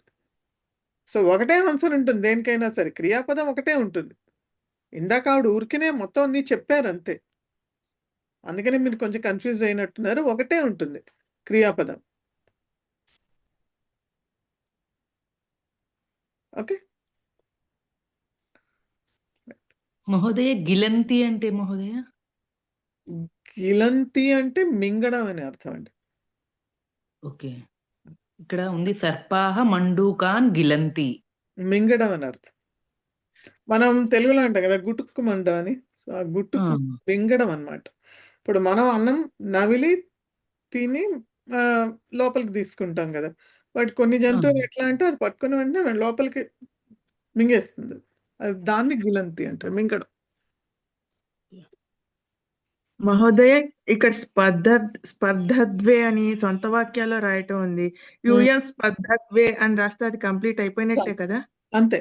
యెస్. కంప్లీట్. ఓకే. అందుకనే సింపుల్‌గా ఇట్లా మీరు చెప్పినట్టుగా ఒక సంజ్ఞాపదము, అక్కడ క్రియాపదం వస్తే క్రియాపదం అంతే బస్. బట్ సంజ్ఞాపదం కరెక్ట్‌గా చూసుకోవాలి. ఇప్పుడు మీరు యూఎం అన్నారు. యూఎం బదులు అహం అన్నారనుకోండి అప్పుడు అది తప్పు. అట్లా. అది చూసుకోవాలి. అది ఏంటి అనేది. అంటే దీంట్లో సర్వనామం మార్చాలనా లేకపోతే క్రియాపదం మార్చాలా అనే డౌట్ మళ్ళీ వచ్చింది. క్రియాపదమే ఇందాక మీరు చెప్పినప్పుడు క్రియాపదం హ్మ్. క్రియాపదం మార్చాలి. అవును. ఇప్పుడు వయం మోదధ్వే అంటే ఆ! దాంట్లో క్రియాపదం మార్చాలి. వయాన్ని అలాగే పెట్టాలి. అంతే. వయం నెక్స్ట్ అలాగే పెట్టి క్రియాపదం మార్చాలి. అంటే క్రియాపదం వాళ్ళేం మార్చండి. స్పెసిఫై చేయలేదు కదా! వాళ్ళు క్లియర్‌గా ఆ, ఒకవేళ క్రియాపదంలో దోషాలుంటే మార్చండి అని ఇస్తే గనక సమస్య లేదు. క్రియాపదంలో దోషాలు ఉంది కాబట్టి మారుస్తారు. అలా కాకుండా ఉట్టి శుద్ధం చేయండి అని ఇచ్చారనుకోండి. అప్పుడు మీరు క్రియాపదాన్ని మార్చండి. అది అంటే గుర్తుపెట్టుకోండి. మీకంటూ మీకొక రూల్ పెట్టుకోండి. మీరు ఇది మారుస్తారా? అది లేకపోతే ఒక సెంటెన్స్‌లో ఒకటి మార్చి ఇంకోటిలో ఇంకోటి మారిస్తే మీరు కన్‌ఫ్యూజ్ అవుతారు. కాబట్టి అలా కాకుండా ఒకటి పెట్టుకొని మీరు మార్చండి దాన్ని. ఏమి ఇన్‌స్ట్రక్షన్ ఇవ్వకపోతే క్లియర్‌గా. ఇన్‌స్ట్రక్షన్ క్లియర్‌గా ఉంటే సమస్య లేదు. ఒకటి ఒకవేళ స్టార్ట్ 3 చేస్తే పదాలు అన్ని అదే ప్యాటర్న్ లో రాయాలి కదా. చేయండి. అంతే. అవునండి. అలా ఏం లేదు. ఇప్పుడు తప్పులు దిద్ది మరలా రాయండి అనేది 1, 2 అక్షరాలు 2 పదాలు మాత్రమే ఉన్నాయి. హ్మ్. నెక్స్ట్ దాంట్లో విభక్తి తప్పుండొచ్చు, వచనం తప్పుండొచ్చు, ఏదైనా లింగం ఉండొచ్చు. తప్పుండొచ్చు. అవును. సో, ఒక భేదాలు రూల్ ఇచ్చారు. అంటే అవును. అలా ఉండదు. ఒక్కొక్క ప్రశ్నకు ఒక్కొక్కటి మనము వాడుకోవాలి. చూసుకోవాలి. అవును. ఒక్కొక్క దానికి ఒక్కొక్కటి తీసుకోవాలి. చూసుకోవాలి. మహోదయ 99 పేజ్‌లో ఇక్కడ ఈ ఒక్కసారి నాకు ఇది చూడండి ఒక్కసారి 99 పేజ్ ద్వితీయ విభక్తిలో చెప్పండి మీరు. ప్రశ్న అది ఒక్కసారి అంటే చుట్టూ ఉన్నాయి. అదే అవి అర్థః. పులి అడవిలో ఉంటుంది. అట్లాగా విష్ణు క్షీర అట్లా అవి ఒక్కసారి దాన్ని ఎట్లా చేయాలి అనేది ఒక్కసారి. ఎట్లా అంటే ఏం లేదండి. ఇప్పుడు పరితః, అభితః, ఉభయతః ఈ 3 పదాలు ఉన్నాయి కదా! సో, పరితః అంటే చుట్టూ అని గూడా అర్థం వస్తుంది. అభితః అన్న కూడా చుట్టూనే. ఉభయతః అంటే 2 వైపు. ఉభయ అంటే 2 కదా! సో, ఉభయతః అంటే 2 వైపులా అని అర్థం. సో, ఈ 3 పదాలు వచ్చినప్పుడు అవి దేని చుట్టూ ఉన్నాయి? లేతే దేనికి 2 వైపులా ఉన్నాయి? అని చూసుకోవాలి. సో, ఇప్పుడు ఆహ్, గృహం అభితః వృక్షాః సంతి. సో గృహం చుట్టూ ఉన్నాయి. సో దేని చుట్టూ ఉన్నాయి? గృహం చుట్టూ. కాబట్టి గృహం అన్నది ఏదైతే ఉందో అది ద్వితీయ ఏకవచనంలో రావాలి. సో మనకి గృహంలో తేడా తెలియదు, ఎందుకంటే గృహం అన్నది నపుంసకలింగ పదము, ప్రథమ ఏకవచనం ద్వితీయ ఏకవచనం సమానంగా ఉంటుంది. ఒకవేళ గ్రామః అని తీసుకున్నాం అనుకోండి, పుల్లింగ శబ్దం. సో గ్రామః, గ్రామం చుట్టూ చెట్లు ఉన్నాయనుకోండి అన్నది చెప్పాలి. అప్పుడు గ్రామం పరితః వృక్షాః సంతి.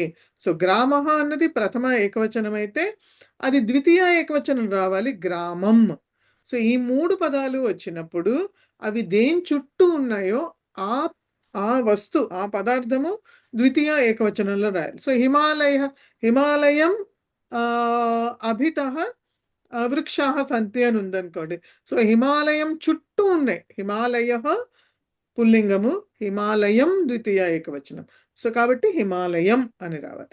లేకపోతే గురుం ఉభయతః శిష్యాః సంతి. గురువుకి 2 వైపులా శిష్యులు ఉన్నారు అని చెప్పాలి. సో గురుం ఉభయతః శిష్యాః సంతి.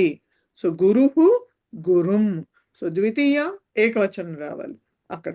అలాగే మార్గం ఉభయతః సైనికాః సంతి అని ఉంది.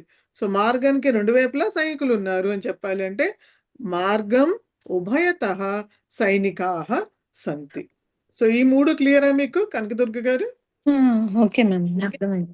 మ్యామ్ ఇక్కడ అభితః అంటే ఎదుట అని ఇచ్చాడు మీనింగ్, అది కరెక్టా? ఒక నిమిషం మళ్ళీ చెప్పండి. అభితః అంటే ఎదుట అని ఇచ్చాడు మీనింగ్. అభితః అంటే ఎదుట అని కూడా తీసుకోవచ్చు, అన్ని వైపులా 2 వైపులా 2 ఉంటుంది. అన్ని తీసుకోవచ్చు. అంటే అక్కడ కాంటెక్స్ట్ ని బట్టి మనం అర్థం చేసుకున్నాం. సో 2 వైపులా అంటే ఉభయతః. ఉభయతః 2 వైపులా అంటే ఉభయతః. ఉభయ అని గుర్తుపెట్టుకోండి. ఉభయం అంటున్నాం కదా తెలుగులో, మనం తెలుగులో కూడా ఉంది ఉభయం అంటే తెలుగు 2 పదమే వైపులా. అది. సో 2 వైపులా అని. అలాగే ఇక్కడ మీరు ఒక్క నిమిషం అండి. చాలా వరకు వీళ్ళు షష్ఠి విభక్తి ఇచ్చేస్తారు, తప్పు. గృహస్థ్య అని. ఆ? గృహం యొక్క చుట్టుపక్కల అది కరెక్టే అనిపిస్తుంది మనం తెలుగులో కన్వర్ట్ చేస్తే, కరెక్ట్. కానీ గృహం పరితః ఉద్యానం అస్తి. అవును అవును కరెక్ట్. సో గృహస్య నార్మలీ మనం చెప్పేటప్పుడు గృహస్య అభితః పరితః ఉభయతః అని అంటారు, అనిపిస్తుంది అది కరెక్టే అని మీరు చెప్పినట్టుగా. కానీ గృహస్య అభితః కాదు, గృహం అభితః, గృహం పరితః, లేకపోతే గృహం ఉభయతః అనే వాడాలి. గృహం ద్వితీయ ఏకవచనమే వాడాలి. ఆ తర్వాత మిగతావి ఆవిడ కనకదుర్గ గారు అడిగింది అధి అన్నటువంటి ఉపసర్గ వచ్చినప్పుడు క్రియాపదానికి తిష్టతి కానీ వసతి కానీ అని. మామూలుగా వసతి కానీ తిష్టతి ఇవన్నీ వచ్చినప్పుడు మనము సప్తమి. కుత్ర వసతి అంటే హైదరాబాద్ నగరే వసతి, కమలే వసతి, లేకపోతే క్షీరాబ్దౌ వసతి అని మనం చెప్పాలి. సప్తమి వాడాలి ఎక్కడ అంటే. సో కుత్రాకి సమాధానం ఎప్పుడు కూడా ఆల్మోస్ట్ 99% సప్తమినే వస్తుంది. కానీ అధి అని వాడినప్పుడు అధి వసతి, అధి తిష్టతి అంటే అప్పుడు ద్వితీయ ఏకవచనం రావాలి. లక్ష్మీ కమలం అధివసతి, లేకపోతే విష్ణు క్షీరాబ్ధిం అధితిష్టతి అని రావాలి. క్షీరాబ్ధి క్షీరాబ్ధిం. కాబట్టి అక్కడ ద్వితీయ ఏకవచనం రావాలి అధి అని వచ్చినప్పుడు. ఓకే మహోదయ 120 పేజ్ లో కొన్ని అవ్యయాలు చిన్న చిన్నవి ఉన్నాయి, కానీ అవి వాటి యూజెస్ కొంచెం చెప్పరా? అవి సొంత వాక్యాల్లో వస్తాయి. అవ్యయాలు ఆల్రెడీ మనం చేసినట్టున్నాం కదా, అన్ని దాని మీనింగ్లు కూడా బుక్ లో ఇచ్చారు 3వ పాఠంలో కదా మీరు చెప్పేది. అవును, కొన్ని తెలియట్లేదు అందుకోసం. మీరు ఏవి తెలీదో అది అడగండి. తుష్ణీం తూష్ణీం అంటే సైలెంట్ గా ఉండమని. అంటే దాన్ని మేక్ సెంటెన్స్ రాయాలంటే తూష్ణీం తిష్ట, తూష్ణీం తిష్ట, సైలెంట్ గా ఉండు అంతే. తిష్ట అంటే నుంచో అని కూడా అర్థం, ఉండు అని కూడా అర్థం. తూష్ణీం తిష్ట అదే వాక్యం. ఇత్యం ఇత్థం, ఇత్యం కాదు, ఇత్థం. ఇత్తం ఇత్థం అంటే ఈ విధంగా అని అర్థం. ఇత్తం కురు, ఈ విధంగా చెయ్యి అని అర్థం. ఇత్థం ఇన్ దిస్ మేనర్ అని ఇచ్చినట్టున్నాడు కదా. సో అంటే ఈ విధంగా అని, సో ఈ విధంగా చెయ్యి అని అర్థం. మేడం ఇది ఒకసారి చెప్పరండి. ఎది తరిహి ఒకటి యావత్ తావత్ యద్యపి తద్యపి. ఓకే ఒక్క నిమిషం అండి. సో ఎవరు అడిగారు? అవ్యయాల గురించి మీకు క్లియర్ అండి? ఇంకా ఉన్నాయి అవ్యయాలు? శాంతి గారు ఇంకా శనైహి శనైహి అంటే నెమ్మది నెమ్మది గాని, లో గాని, క్షమితం, లో గాని. శనే శనే వదతు, ఉచ్చైహి వదతు. ఉచ్చైహి అంటే గట్టిగా మాట్లాడు అని. ఉచ్చై అంటే గట్టిగా, గట్టిగా అని అర్థము. శనేహి అంటే నెమ్మదిగా. శనైహి వదతు, ఉచ్చైహి వదతు. ఎక్కువగా ఇది మాట్లాడడానికి మనం వాడతాము. సో ఇలా వాడచ్చు. శనైహి వదతు. బాలిక శనైహి వదతి, లేకపోతే ఛాత్ర ఉచ్చైహి వదతి, అట్లా వాక్యంలో వాడచ్చు. ఇక్కడ జనరల్ కన్ఫ్యూజన్ వస్తుంది మనకు మందంతో. సో మందం అనేది నడకకు పెట్టుకుంటాము, శనైహి అనేది మాట్లాడడానికి పెట్టుకుంటాం. శనైహి ఉచ్చైహి ఈ రెండు మాట్లాడడానికి. మందము శీఘ్రం అన్నది పేస్, వాకింగ్ పేస్ కానీ, రన్నింగ్ పేస్ కానీ, అంటే పరిగెట్టడం కానీ, నడవడం కానీ, అది ఎట్లా ఉంది, వేగంగా ఉందా లేకపోతే నెమ్మదిగా ఉన్నదా అని చెప్పడానికి మందము లేకపోతే వేగేన అని రెండు చెప్పచ్చు. శీఘ్రం, వేగేన కదా, శీఘ్రం. మేడం యతత అది ఒకసారి భవిష్యత్ కాలంలో చెప్తారా? యతత యతత క్రియాపదం కదా. యతత అంటే భవిష్యత్, యతి యతతి భూతకాలంలో యతిష్యతే, భూతకాలంలో ఆ యతత యతతే అదే అండి. యాక్చువల్ గా మీకు ఇదేంటి ఆత్మనేపది ధాతు. యతతే అంటే ప్రయత్నించడం అండి. ప్రయత్నించు, అవునండి, ప్రయత్నించు. యతతే అన్నది మీకు ప్రథమ ఏకవచనం, ప్రథమ పురుష ఏకవచనము. దానికి మీరు ఏమడిగారు? భూతకాలం. భూతకాలం అడిగారు. భూతకాలంలో ఏంటి? వందేకి ఏంటి? అవందత కదా. అలాగే అంతేనండి. మ్యామ్ నేను చెప్తాను ఒకసారి. చెప్పండి. అయతత, అయంతేతాం, అయంతంత. ఓకే. అయతేతాః, ఓకే. అయితేతాం,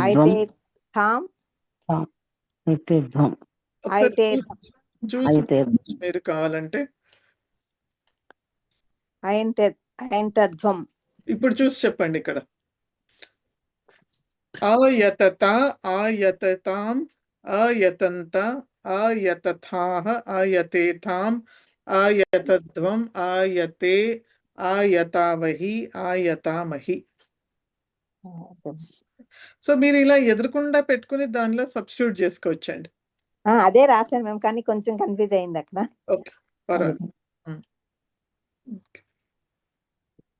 సో నెక్స్ట్ ఎవరు అడిగారు? ఏదో అడిగారు, మర్చిపోయాను. మేడం భూతకాలంలో ధాతు వర్డ్స్ ఏమైనా మనకి లిస్ట్ ఏమైనా ఉందా అండి? ఏంటండి? భూతకాలంలో క్రియాపదాలకి ధాతు వర్డ్స్ ఏమైనా మనకి లిస్ట్ ఏమన్నా ఉందా అండి? కొన్ని ఏమన్నా అలాగా కొంచెం యూజ్ చేయటానికి, అంటే నేను రెఫర్ చేసుకోవడానికి. నాకు ఇంకా మీరు అడిగిన ప్రశ్న అర్థం కాలేదు. భూతకాలంలో క్రియాపదాలు ఉన్నాయి కదా మేడం. అవును.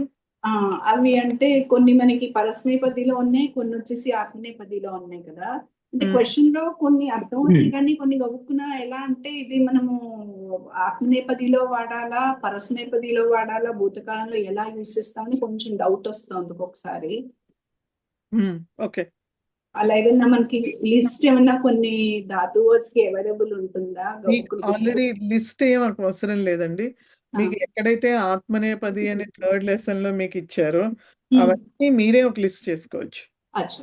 థర్డ్ చాప్టర్ లో మీకు ఇచ్చారు కదా, కంప, వర్ధ, ఇవన్నీ కూడా, ఇవన్నీ. సో ఇవన్నీ ఒక లిస్ట్ చేసుకోండి, మీకు అర్థమైపోతుంది ఇవన్నీ ఆత్మనేపది అని. భూతకాలంలో వాడినప్పుడు ఆత్మనేపది భూతకాలంలో వాడండి దాన్ని. మిగతా అవన్నీ కూడా ఇప్పుడు మిగతా ఫస్ట్ లెసన్, సెకండ్ లెసన్, ఇవన్నీ కూడా అన్ని కూడా పరస్మైపది అవన్నీ ఇచ్చినవి. సో అదొక లిస్ట్ చేసుకోండి.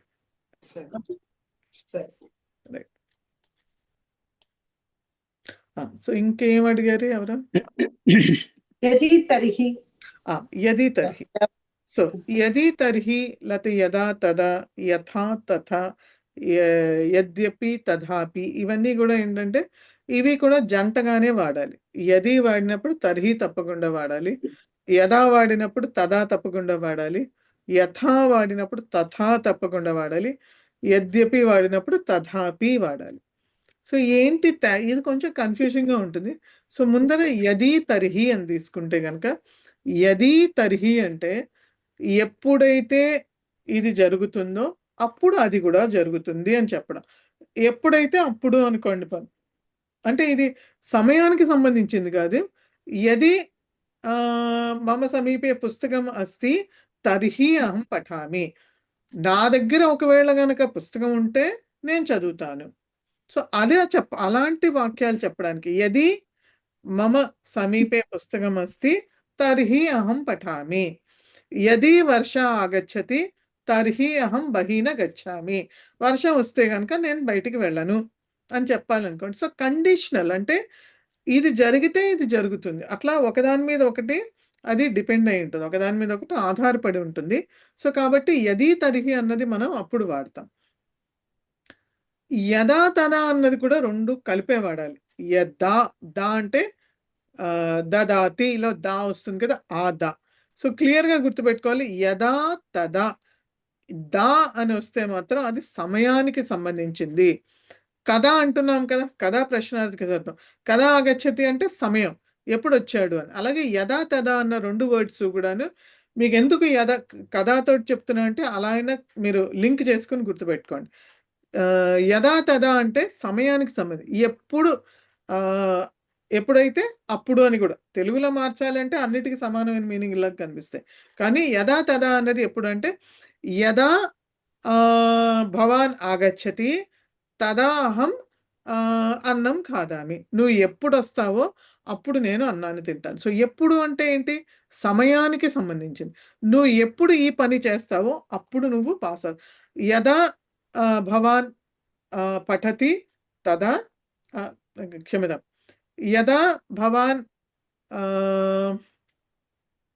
ఓకే యదాకి చెప్పాలంటే సమయం చెప్పాలి. సో కాబట్టి ఎప్పుడు నువ్వు వస్తావో అప్పుడు నేను ఈ పని చేస్తాను. యదా భవాన్ ఆగచ్చతి తదాహం గృహ కార్యం కరోమి. నువ్వు ఎప్పుడు వస్తే అప్పుడు నేను ఇంటి పని చేసుకుంటాను. సో ఎప్పుడైతే అప్పుడు సమయానికి సంబంధించింది యదా తదా అనేది. యథా తథా థ త థ తవర్గంలోని రెండో అక్షరం థ. యథా తథ అంటే విధానం. సో ఈ విధంగా నువ్వు చేస్తే ఆ విధంగా అవుతుంది, లేకపోతే ఈ విధంగా నేను ఎలా చేస్తానో ఆ విధంగా వారు అవతల వాళ్ళు చేయరు అని చెప్పడానికి. సో విధానం. సో విధానం అంటే మోడ్ అని అర్థము. యథా లతా మంగేష్కర్ గాయతి తథా మమ పుత్రి నా గాయతి.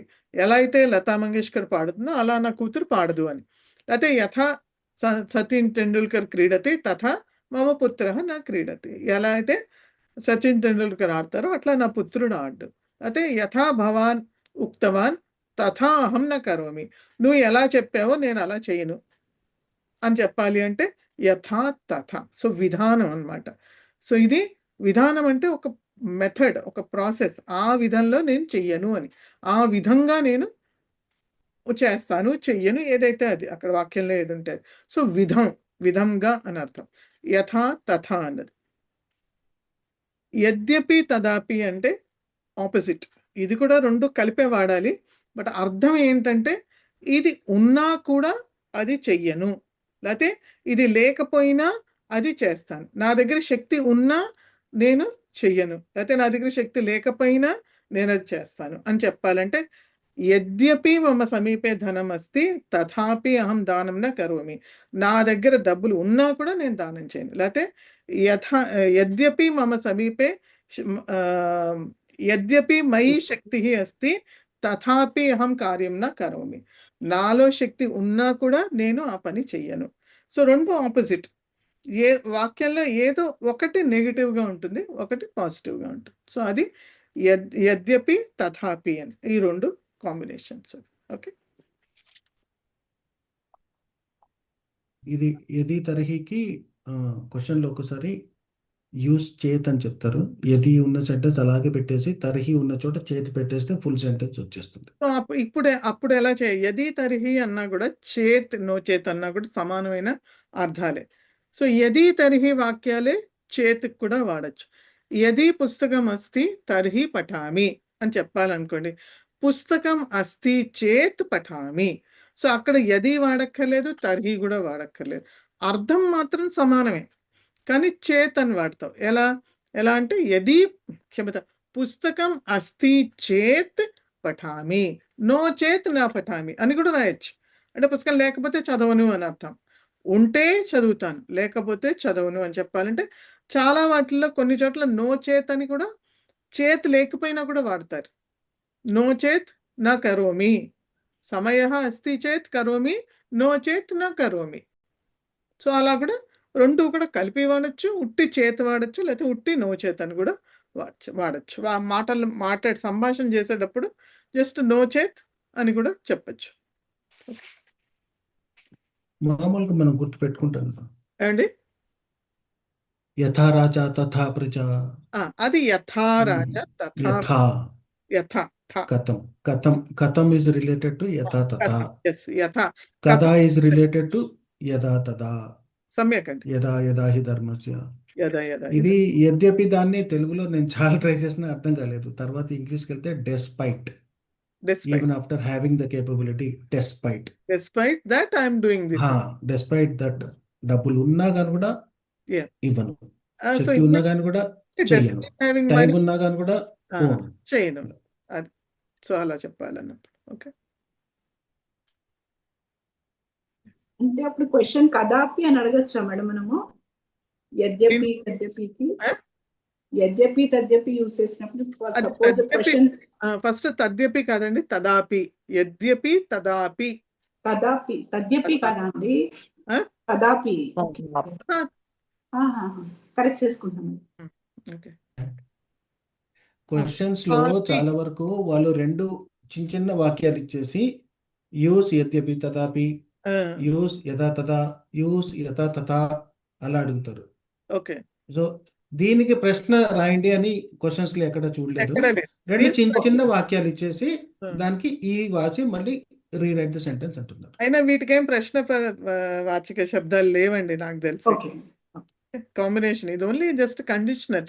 మన ఇంగ్లీష్ లో చెప్పాలి కండిషనల్ సెంటెన్సెస్ అంతే. ఓల్డ్ క్వశ్చన్ పేపర్స్ ఉంటే అది ప్రాక్టీస్ చేయడానికి ఏమైనా పెట్టగలరా?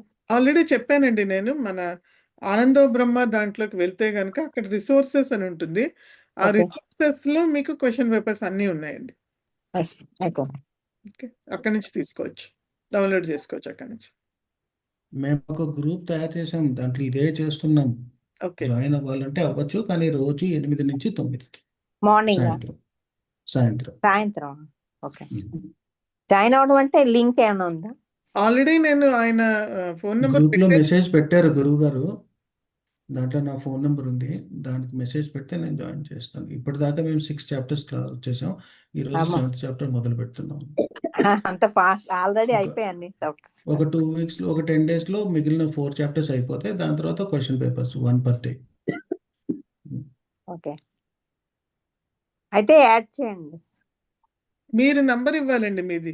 మీ పేరు కూడా తెలీదు, జూమ్ యూజర్ అని పెట్టుకున్నారు. ఇన్ని రోజులు గురుగారు జూమ్ యూజర్ మాట్లాడండి, జూమ్ యూజర్ మాట్లాడండి. ఈ రోజు చాలా మాట్లాడుతుంటే నాకు ఆనందం కూడా. ఫైనల్లీ జూమ్ యూజర్ ఒక స్త్రీలింగం అనేది అర్థమైంది. నేను పెడుతున్నాను సార్, మళ్ళీ అది మామూలు అయిపోతున్నది. నెక్స్ట్ డే మళ్ళీ జాయిన్ అయినప్పటికి మళ్ళీ మామూలు జూమ్ యూజర్ అనే వచ్చేస్తున్నది. యూజువల్లీ అట్లా అవ్వదండి, మీరు పేరు మార్చుకుని ఉంటే కనుక మీ ఫోన్. పేరు రీనేమ్ ఇస్తున్నాను మ్యామ్, నేమ్ ఇచ్చిన లాగిన్ అయిన తర్వాత రీనేమ్ చేస్తే లాగౌట్ అవ్వగానే ఆ పేరు వెళ్ళిపోతుంది. మనము త్రూ ఈమెయిల్ జాయిన్ చేసినప్పుడు అక్కడ పేరు సేవ్ అంటే అప్పుడు ఉంటుంది, లేకపోతే అవన్నీ తెలియదు సార్ మాకు.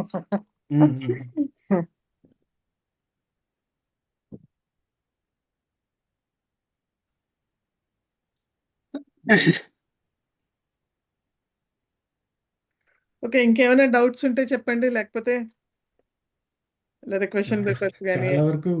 చాలా వరకు గ్రిప్ రాంది భూతకాలం అనండి, అపటత ఉన్నాయి కదా, అది గ్రిప్ రాదు. లెప్రత్రం అయితే తోసి పడేస్తుంది ఎక్కడికో. ఏదండి? తవతు కొంచెం ఈజీనే, లెప్ లెప్‌లో కొన్నే ఇచ్చారండి. అన్నీ ఎక్కువ ఇవ్వలేదు కదా! ఒక 10 ఇచ్చారు.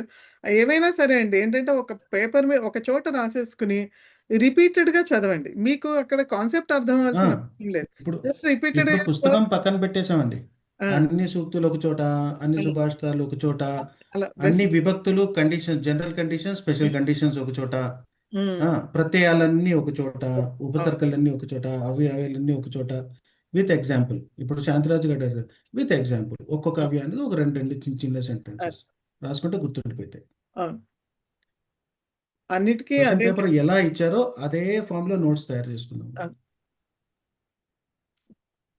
దగ్గరికి వస్తున్న కొద్ది భయం వేస్తుంది. భయం అక్కర్లేదండి. పర్వాలేదు. చదవండి. ఈజీగానే ఉంటుంది. రోజు రోజు ఒక గంట సేపు పెట్టుకున్నా కూడా భయం పోయి అవును. కాన్ఫిడెన్స్ వస్తుంది. కరెక్ట్. హ్మ్. ఇప్పుడు మేము రోజు క్లాస్ కండక్ట్ చేస్తున్నాం కదా గురుగారు. దాంట్లో హ్మ్. వాళ్ళొచ్చి సార్ పేజ్ నెంబర్ చెప్పండి అంటే ఎంత చిరాకేస్తుంది. పేజ్ నెంబర్ కూడా చెప్పాలా అంటే అంత అన్‌ప్రిపేర్డ్ ఎందుకు వస్తున్నారు మీరు? ఆ! టైమ్ పాస్ పోతే రావద్దని చెప్పేస్తున్నా. హ్మ్. మహోదయ చెప్పండి. ఎగ్జామ్‌లో వాళ్ళిచ్చిన క్వెషన్ పేపర్ సీరియల్‌లోనే రాయాలా? మనకి అంటే క్వెషన్ కూడా నోట్ చేయాలా?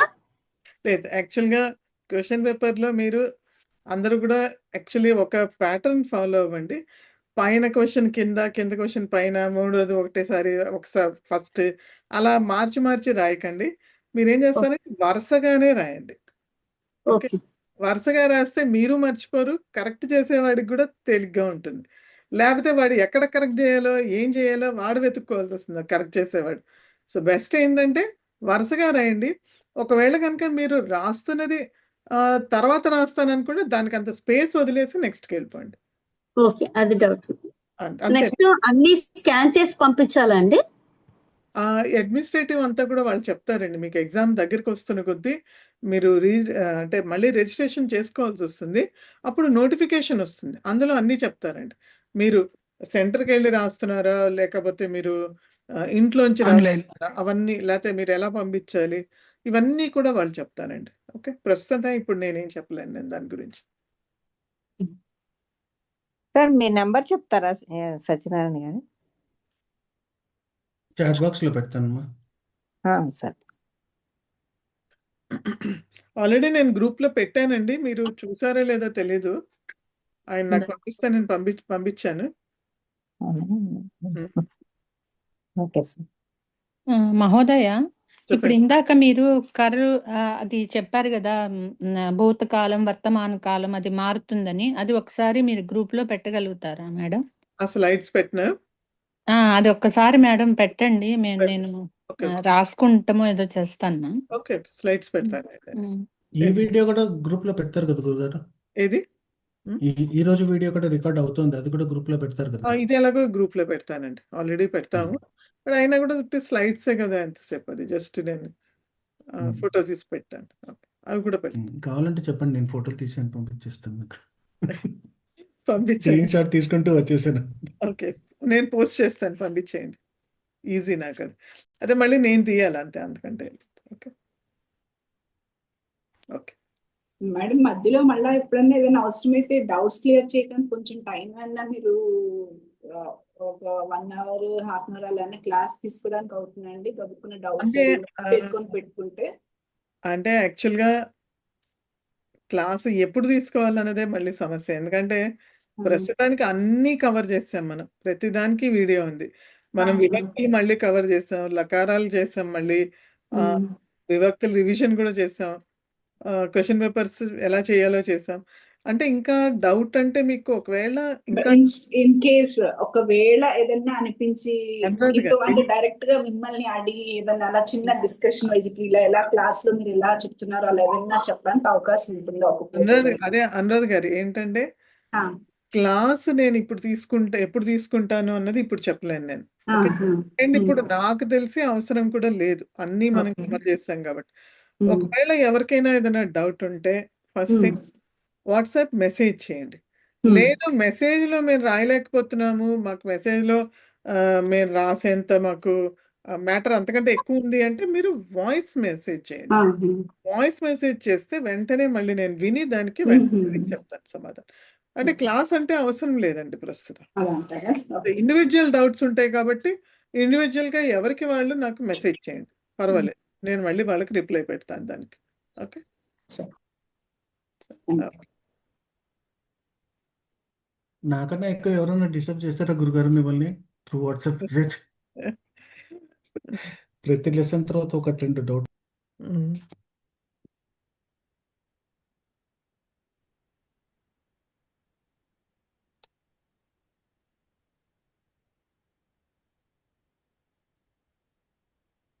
ఓకే. ఇంకేం డౌట్స్ లేకపోతే క్లోజ్ చేసేద్దామండి. ఓకే. మీకు మేము ఒకసారి ధన్యవాదాలు చెప్పాలమ్మా. అయ్యో! అక్కర్లేదండి మాది. లేలే చెప్పుకుంటే ఎందుకంటే ఎలా మీరు గురుగారు? చాలా ఓపికగా మేము అడిగిన ప్రతి ఒక్క విషయాన్ని కూడా మీరు చాలా ఓపికతో మీరు మొదటిసారి ఏ విధంగా చెప్పారో అదే ఓపికతో మీరు ఎన్నిసార్లు మీరు క్లారిఫై చేసినా కూడా చాలా చక్కగా చెప్పారు. ధన్యవాదాలమ్మా. చాలా సంతోషము. మేము మీ మీ ద్వారా అన్ని లెసన్స్ బాగా అర్థం చేసుకోవడము చదివి చాలా సంతోషమైంది. చాలా సులభమైంది. మా ఎగ్జామ్ సులభంగా రాయగలము అని చెప్పేసి మాకు బాగా అందరికి కాన్ఫిడెన్స్ వచ్చింది. మీరు మా అందరి మీద దయతో బాగా శిష్యులుగా తీసుకొని మాకు బాగా చెప్పిన దానికి మరొకసారి మా విద్యార్థి బృందం అందరి తరఫున నా తరఫున మీకు నమస్కారము చెప్తున్నానమ్మా. ధన్యవాదాలమ్మా మరోసారి. మధ్యలో గొంతు ధన్యవాదాలు బాగాలేకపోయినా మహోదయ. కానీ కూడా 2, 3 సార్లు తీసుకున్నారు. అప్పుడైతే ఏంటి? మాకే బాధేసేది. ఏంటండి? మధ్యలో గొంతు బాగాలేనప్పుడు, ఆరోగ్యం బాగాలేనప్పుడు కూడా మేమే చెప్పాల్సింది గురుగారు ఈరోజు రెస్ట్ తీసుకోండి. పర్వాలేదు. మరి సుబ్రహ్మణ్యం గారు మన ప్రయాణం అప్పుడే అమ్మా. అయిపోలేదండి. ఇంకా ఏడాదిన్నర ఉంది. లేదమ్మా నాకు చాలా ఇంట్రెస్ట్ వచ్చిందమ్మా. నేను డైలీ ఒక మినిమం 6 అవర్స్ వర్క్ చేస్తున్నాను. నాకు తప్పకుండా నాకు ఇవాళ ఎగ్జామ్ కూడా రాశాను. ఇవాళ ఒకటి ఆన్లైన్.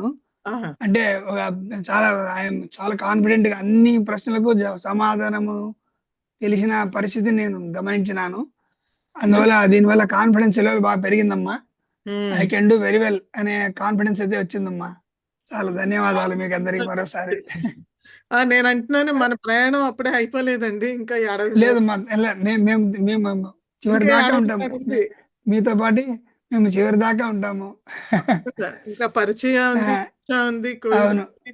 చాలా ప్రయాణం మేము ఉంది. సో ఈ ఎగ్జామ్ అయిపోయిన మరుసటి రోజు నుంచే పరిచయం మేము ప్రారంభం చేసుకుంటాము.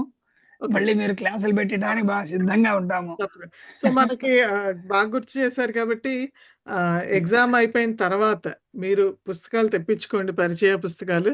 మీ అంతా మీరు అమ్మా చదవడం కూడా మొదలుపెట్టండి. మనకి క్లాసులు మళ్ళీ అదమ్మా ఏప్రిల్ ఫస్ట్ వీక్ నుంచి ఉంటాయండి. మార్చ్ మొత్తం ఓకే అమ్మా మనం బ్రేక్ ఓకే ఇస్తాం. అమ్మా ఎందుకంటే ఓకే చాలా మంది పుస్తకాలు తెప్పించుకోవడం, కొంచెం రిజల్ట్స్ రావడం వీటన్నిటికి వెయిట్ చేస్తారు కాబట్టి ఏప్రిల్ ఫస్ట్ వీక్‌లో మన క్లాసులు ఉంటాయి. ఎప్పుడు అన్నది నేను మళ్ళీ ఇదే గ్రూప్‌లో మెసేజ్ పెట్టడం జరుగుతుంది. ప్రవేశ గ్రూప్‌లోనే. ఓకే. సో అప్పుడు మళ్ళీ మీరందరూ కూడా రిప్లై ఇవ్వచ్చు. నేను పరిచయం అప్పుడే బుక్ తెప్పించుకున్నానమ్మా. మహోదయ పాస్ మార్క్స్ ఎంత మహోదయ? ఏమండి? పాస్ మార్క్స్ ఎంత మహోదయ? పాస్ మార్క్స్‌తో సంబంధం లేదండి. మీరందరూ పాస్ అవుతారు. అంటే నేను కొద్దిగా లేట్‌గా జాయిన్ అయ్యాను మహోదయ. పర్వాలేదు. అందువల్ల పర్వాలేదు. అడుగుతున్నాను మహోదయ. పర్వాలేదండి. అదేం లేదు. అందరూ పాస్ అవుతారు ఆల్‌మోస్ట్. నాకు తెలిసి 35 ఎంతో అనుకుంటా. అంటే యూజువల్లీ నేను చూడలేదు అంతకంటే తక్కువ రావడం అన్నది. సో ఓకే మహోదయ. ఏముండదండి. అంటే ఒకవేళ మీరు విభక్తి టేబుల్స్ అవి ఇంకా సరిగ్గా ప్రయత్నించండి. ప్రయత్నించొద్దని చెప్పట్లేదు. 2 నెలలు ఉంది ఇంకా. అంటే ఇవాళ ఇంకా ఎన్నో తారీఖు ఇంకా 12వ తారీఖు. 12వ తారీఖు. 40 డేస్ ఉందమ్మా. ఇంకా కనీసం 40 రోజులుంది. మీరు ఈజీగా చేయగలుగుతారు. Okay okay. ఓకే నేను చెప్పినట్టుగా మీరు ఒకేసారి కూర్చొని అంతా చదవక్కర్లేదండి. జస్ట్ ఓకే రోజుకి ఒక్కసారి విభక్తి టేబుల్స్ నేను చెప్పినవి. తర్వాత ఈ లకారాలు. తర్వాత రోజుకో 2 రోజులకి ఒకసారి ఒక పాఠమో చదవండి చూడండి. సో మీకు ఒక నెలలో ఈ నెలలోనే మీకు కనీసం మీరు 2 సార్లు చదవగలుగుతారు మొత్తం 10 పాఠాలుని. అలా వేసుకుంటూ వెళ్ళినా మీరు మొత్తం 4 సార్లు కనీసం ఒక పాఠాన్ని చదవగలరు. 4 సార్లు చదివితే పాఠంలో మీకు 35 కంటే తక్కువ రావు. గ్యారంటీ.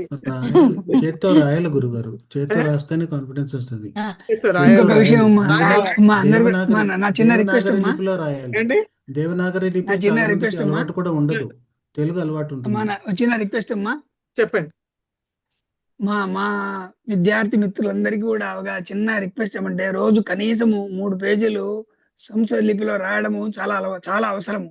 అవసరం. కరెక్ట్. మనకు స్పష్టంగా రాయడము, తర్వాత ఆ గుణింతాలు గాని, తర్వాత కొన్ని జటిలంగా అనిపించే పదాలు కూడా మనం సులభంగా రాయగలిగే శక్తి వస్తుంది. నేను అవునండి. బాగా నాకు ఎంత సంతోషంగా ఉందంటే ఉమ్, ప్రింట్ చేసినంత బాగా నేను రాయగలుగుతున్నాను హిందీ నా దేవనాగరి లిపిలో. ఉమ్, రాస్తుంటే చాలా సంతోషంగా ఉంది. ఉమ్, రాస్తుంటే ఇంకా రాయాలనిపిస్తుంది.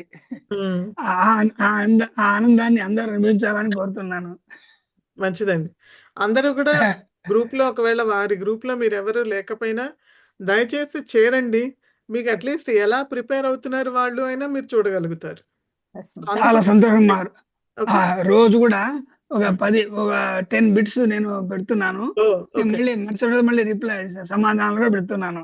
ఓహ్! ఓకే. అందరికీ అనుభవం మంచి, ఇంకా ఎందుకంటే ఇప్పుడు ఆ రకంగా చూసుకున్న 40x10 400 వర్డ్స్ రిపీటెడ్ గానే ఓహ్! అవుతుందన్నమాట.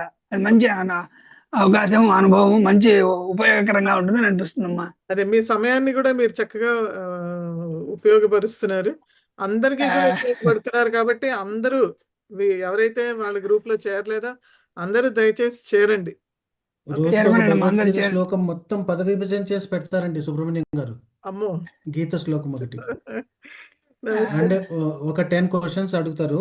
ఓహ్! ఆ, మనకు మనమే రాసుకొని బుక్ లో పెట్టుకోవాలి. నెక్స్ట్ డే ఆయన ఇచ్చిన జవాబుని చూసి కరెక్షన్ చేసుకోవాలి. రాసు.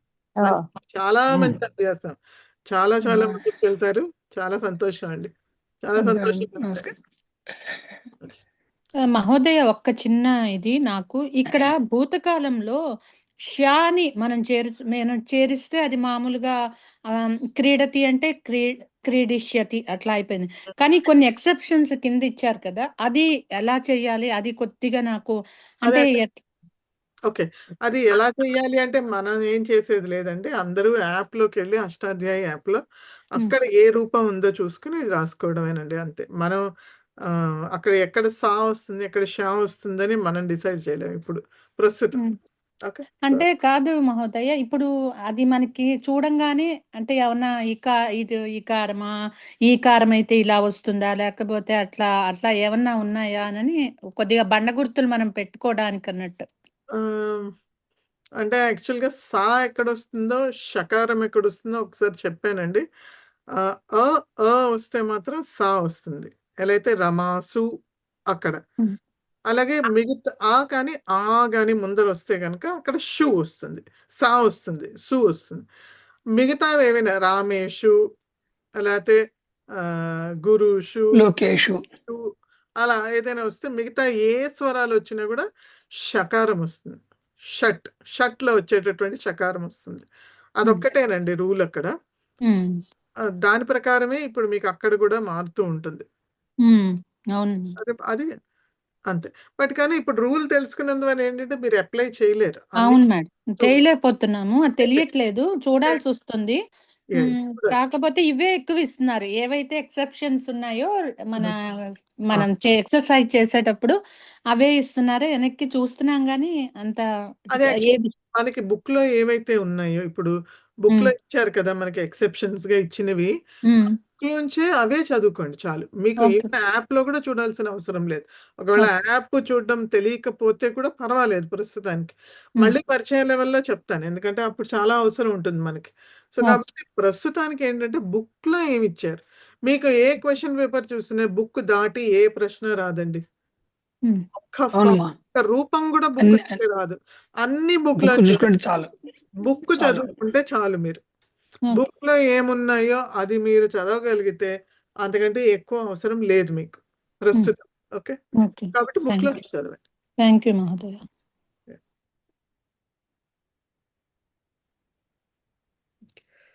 సో ఏకతా మంత్రః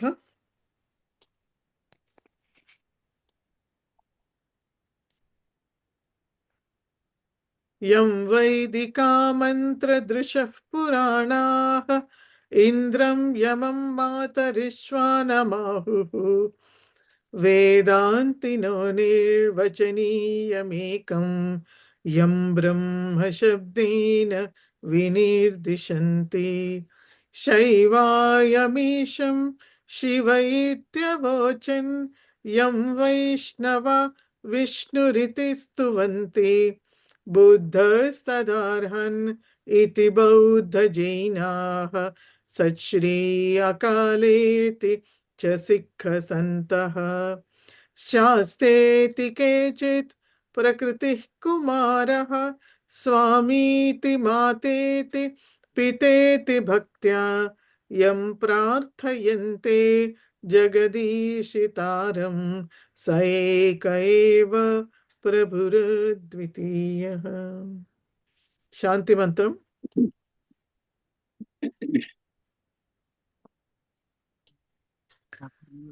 ఓం సర్వే భవంతు సుఖినః. ఓం సర్వే భవంతు సుఖినః. సర్వే సంతు నిరామయాః. సర్వే సంతు నిరామయాః. సర్వే భద్రాణి పశ్యంతు. సర్వే భద్రాణి పశ్యంతు. మా కశ్చిద్ దుఃఖభాగ్ భవేత్. మా కశ్చిద్ దుఃఖభాగ్ భవేత్. ఓం శాంతి శాంతి శాంతి. ఓం శాంతి శాంతి శాంతి. ధన్యవాదः. పునర్మిలామः. ధన్యవాదः మహోదయ. మహోదయ. ధన్యవాదాలు ధన్యవాదం. ధన్యవాదం మహోదయ. ధన్యవాదः మహోదయ. ధన్యవాదం మహోదయ.